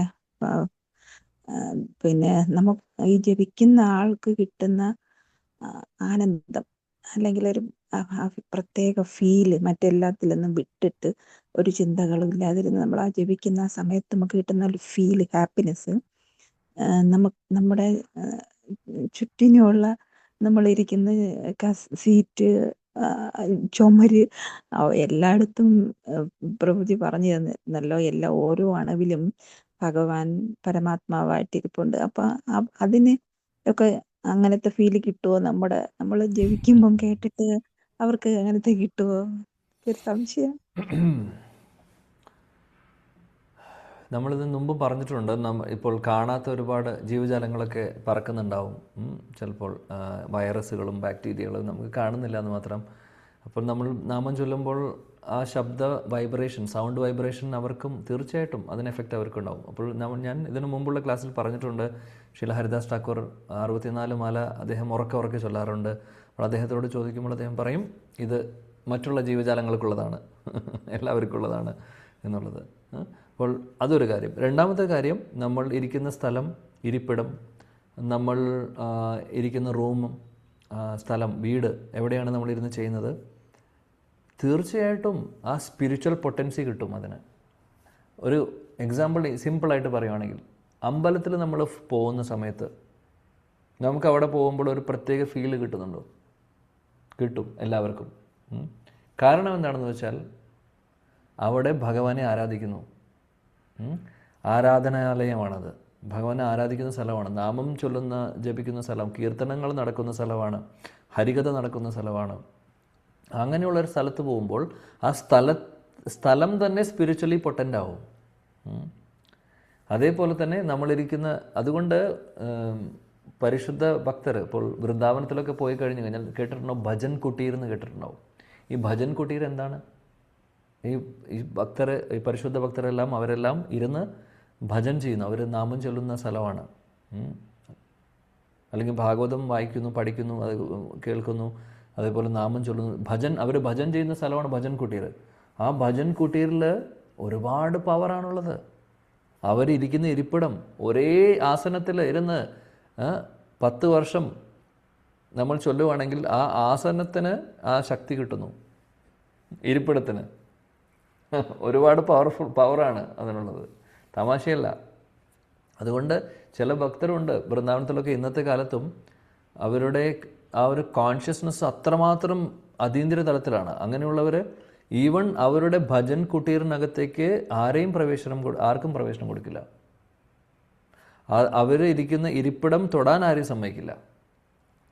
കാര്യം തൊട്ട് കഴിഞ്ഞാൽ ആ പൊട്ടൻസി കുറയും, വേറെ ആരെങ്കിലും തൊട്ട് കഴിഞ്ഞാൽ. അപ്പോൾ അത്രമാത്രം ശ്രദ്ധിക്കുന്ന ഭക്തർ, പരിശുദ്ധ ഭക്തർ ഇന്നത്തെ കാലത്തും ഉണ്ട്. അപ്പോൾ തീർച്ചയായിട്ടും സ്ഥലത്തിനും ശക്തി. ഇപ്പോൾ നമ്മുടെ വീട്ടിൽ അതുകൊണ്ടാണ് കീർത്തനം ചെയ്യുന്നു, നാമം ചൊല്ലുന്നു, ആരാധന നടക്കുന്നുണ്ടെങ്കിൽ തീർച്ചയായിട്ടും ആ വീടിന് ഐശ്വര്യങ്ങൾ വരുന്നത് എങ്ങനെയാണ്? ആ സ്പിരിച്വൽ പൊട്ടൻസി വീടിന് കിട്ടുന്നു. നേരെ മറിച്ച് ഒന്ന് നോക്കൂ, കേട്ടിട്ടുണ്ടാവും, നമ്മൾ മത്സ്യമാംസം കഴിക്കുന്നു, കശാപ്പ് ചെയ്യുന്ന കശാപ്പ് അറവുശാലയിലൊക്കെ എന്ത് ഐശ്വര്യമാണുള്ളത്? പാപം മാത്രമേ ഉള്ളൂ. കാര്യം ആ അറ്റ്മോസ്ഫിയറെ കണ്ടാമിനേറ്റ് ആവുക ചെയ്യുന്നത്. അതുപോലെ നല്ല കാര്യങ്ങൾ ചെയ്യുമ്പോൾ അറ്റ്മോസ്ഫിയർ പരിശുദ്ധമാവും, ശുദ്ധമാവും. സോ തീർച്ചയായിട്ടും എല്ലാവർക്കും അതിന് എഫക്റ്റ് കിട്ടും. ആ സ്ഥലം തന്നെ ശുദ്ധമാവും. നമ്മുടെ വീട്ടിൽ കീർത്തനം ചെയ്യുന്നു, എല്ലാം ചെയ്യുന്നുണ്ടെങ്കിൽ, വൈഷ്ണവരെ നമ്മൾ ഇൻവൈറ്റ് ചെയ്യുന്നു, പ്രോഗ്രാംസ് എല്ലാം ചെയ്യുന്നു, സത്സംഗങ്ങൾ നടത്തുന്നു, ഹരികഥ നടത്തുന്നു, വീട് നമ്മൾ വിചാരിക്കുന്നേക്കാൾ കൂടുതൽ സ്പിരിച്വലി പൊട്ടൻ്റ് ആവും. സ്പിരിച്വൽ പൊട്ടൻസി വീടിന് തന്നെ കിട്ടുന്നു. അപ്പോൾ പിന്നെ മറ്റുള്ള ജീവജാലങ്ങളുടെ കാര്യം പറയേണ്ട ആവശ്യമില്ലല്ലോ. സോ ഡെഫിനറ്റ്ലി എഫക്റ്റ് ഉണ്ട്. Okay, thank you. പത്മപുരാണ ഒരു ശ്ലോകമല്ലേ, സ്മർത്തവ്യം, always remember Krishna, never for, ആ ശ്ലോകം ഒന്ന് പറയൂ പ്രഭു. സ്മർത്തവ്യം സതതം വിഷ്ണും വിസ്മർത്തവ്യം നജാജുജിത് സർവ വിധി നിഷേധാസ്യോർ ഏതയോർ ഏവ കിങ്കര. താങ്ക് യു പ്രഭു.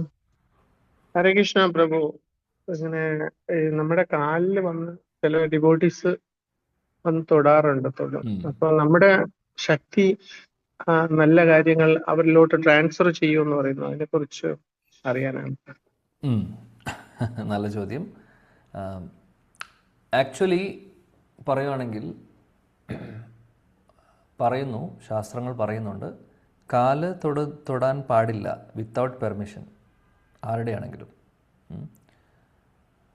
കാല് തൊടുമ്പോൾ എന്ത് സംഭവിക്കുന്നു എന്ന് വെച്ചാൽ നമ്മുടെ ശക്തി പോകുന്നു എന്നുള്ളത് ഒരു കാര്യം, കൂട്ടത്തിൽ തൊടുന്ന ആളുടെ കർമ്മവും വരുന്നു നമുക്ക്. വളരെ ഇമ്പോർട്ടൻ്റ് ആണ്. എൻ്റെ ശിക്ഷാഗുരു, ഞാൻ ഈ അടുത്ത് ഞാൻ യു എസിൽ പോയ സമയത്ത് അദ്ദേഹത്തോട് ഞാൻ ചോദിച്ച ഒരു ചോദ്യം, എന്തോ ഇങ്ങനെ സംസാരം വന്ന സമയത്ത് ഈ ഒരു കാര്യം ഡിസ്കഷൻ വന്നു. അപ്പോൾ പറഞ്ഞു, നെവർ എവർ. ഞാൻ പറഞ്ഞു അദ്ദേഹത്തോട്, ചിലപ്പോൾ ചെറിയ കുട്ടികളൊക്കെ, ഇവിടെ നമ്മുടെ സത്സംഗത്തിലുള്ള കുട്ടികളൊന്നും അവർ വന്ന് കാല് തൊടും. നമ്മൾ ചിലപ്പോൾ റിയാക്ട് ചെയ്യുന്നേക്കാൾ മുമ്പ് പെട്ടെന്ന് വന്ന് അവർ തൊട്ട് നമസ്കരിച്ചു. അപ്പോൾ ഇതെങ്ങനെയാണ് നമ്മൾ മാനേജ് ചെയ്യേണ്ടതെന്ന് ചോദിച്ചതാണ് ഞാൻ. ആക്ച്വലി പ്രഭുവിൻ്റെ ചോദ്യം ഞാൻ ചോദിച്ചു ഒരു 3 മാസം മുമ്പ്, 2 മാസം മുമ്പ്. അപ്പോൾ അദ്ദേഹം പറഞ്ഞതാണ്, കുട്ടിയാവട്ടെ വലിയവരാവട്ടെ ആര് വേണമെങ്കിൽ ആവട്ടെ, അത് സമ്മതിക്കരുത്. സമ്മതിച്ചു കഴിഞ്ഞാൽ വേറെ ഒന്നുമില്ല, ഈ ഞാൻ നേരത്തെ പറഞ്ഞ പോലെ അൺനെസസറി നമ്മൾ കർമ്മം എടുക്കേണ്ടി വരും. 2, നമ്മുടെ സ്പിരിച്വൽ പൊട്ടൻസി പോകും. ഇതെല്ലാം ശാസ്ത്രത്തിൽ പറഞ്ഞിട്ടുള്ളതാണ്, വെറുതെ ആരും പറയുന്നതല്ല. അദ്ദേഹം എക്സാമ്പിളും എനിക്ക് പറഞ്ഞു തന്നു. ഒരുപാട് ഭക്തർ, നമ്മുടെ പ്രസ്ഥാനത്തിൽ തന്നെ സന്യാസി വര്യന്മാർ പോലും അതിൽ പലവരും സമ്മതിക്കില്ല. ഡിസൈപ്പിൾസിനെ ചിലപ്പോൾ ഗുരു സമ്മതിക്കും, ഗുരുവിൻ്റെ പാദങ്ങൾ തൊടാൻ ഗുരു സമ്മതിക്കുമായിരിക്കും. പക്ഷേ അല്ലാതെ സമ്മതിക്കാത്ത ഒരുപാട് പേരുണ്ട്. വൃന്ദാവനത്തിലെ പരിശുദ്ധ ഭക്തരെ കുറിച്ച് നോക്കുകയാണെങ്കിൽ ഒരുപാട് ബാബാജിമാർ, അതായത് നമ്മൾ ചിന്തിക്കുന്നതിന് അപ്പുറത്തുള്ള ലെവലിലുള്ള ആളുകളൊക്കെ ഉണ്ട്. അവരൊന്നും നേരത്തെ ഞാൻ പറഞ്ഞ പോലെ ഭജൻ കുട്ടീറിലേക്കും അടുപ്പിക്കില്ല, കാലിൽ തൊടാൻ സമ്മതിക്കില്ല.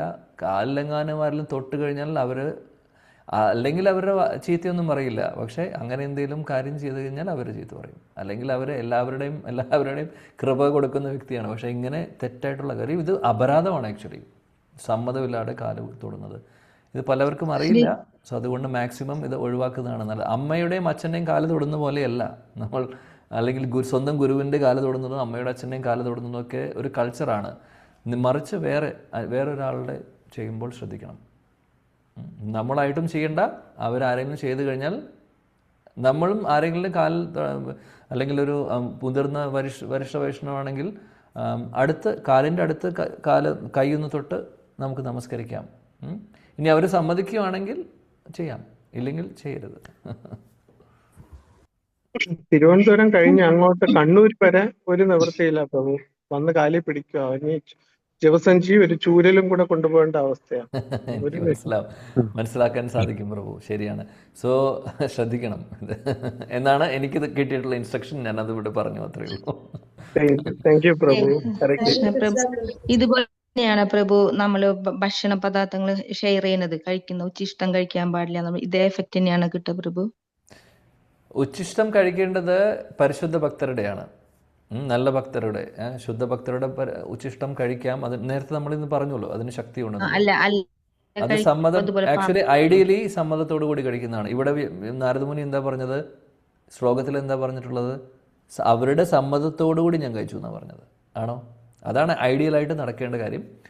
പക്ഷേ ഒരു ഭക്തനോട് ചോദിച്ചു കഴിഞ്ഞു കഴിഞ്ഞാൽ, ഒരു ശുദ്ധ ഭക്തനോട് ചോദിക്കുകയാണ്, ഞാൻ ഉച്ചിഷ്ടം കഴിക്കട്ടെ എന്ന് ചോദിച്ചു കഴിഞ്ഞാൽ അങ്ങനെ ആരും യെസ് എന്ന് പറയില്ല. കാര്യം അവർ വിനയം കൊണ്ട് അവർ അത് പറയില്ല എന്തായാലും.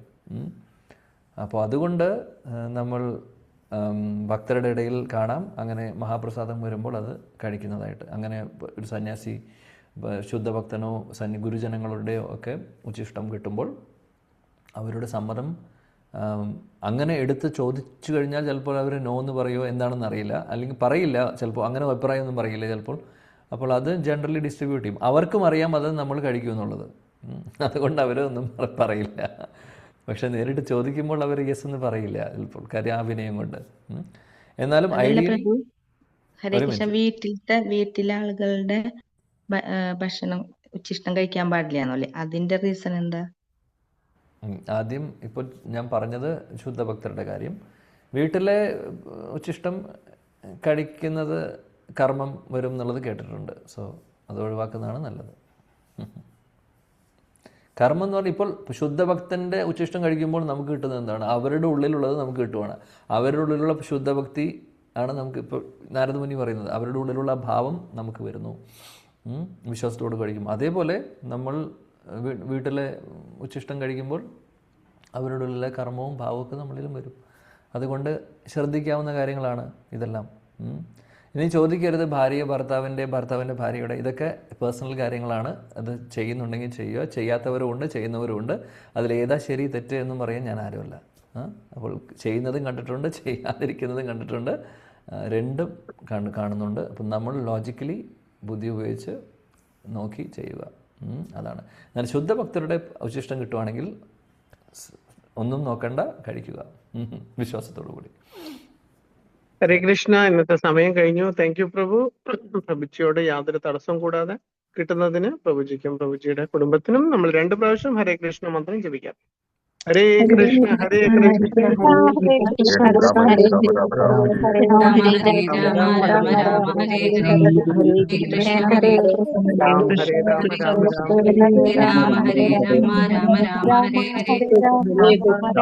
ഹരേ കൃപാ സിന്ധുപതിതാനാം പാവനേഭ്യോ വൈഷ്ണവേഭ്യോ നമോ നമഃ. അനേകോടി വൈഷ്ണവൃന്ദയ്ക്ക് ഹരിനാമ സങ്കീർത്തന യജ്ഞയ്ക്ക് ഹരേ കൃഷ്ണ മഹാമന്ത്രയ്ക്ക് ശ്രീല പ്രഭുപാദയ്ക്ക് जय श्री अनंत पद्मनाभ स्वामी की जय. हरे कृष्णा प्रभु जी धन्यवाद. हरे कृष्णा प्रभु जी प्रणाम. हरे कृष्णा प्रभु जी प्रणाम.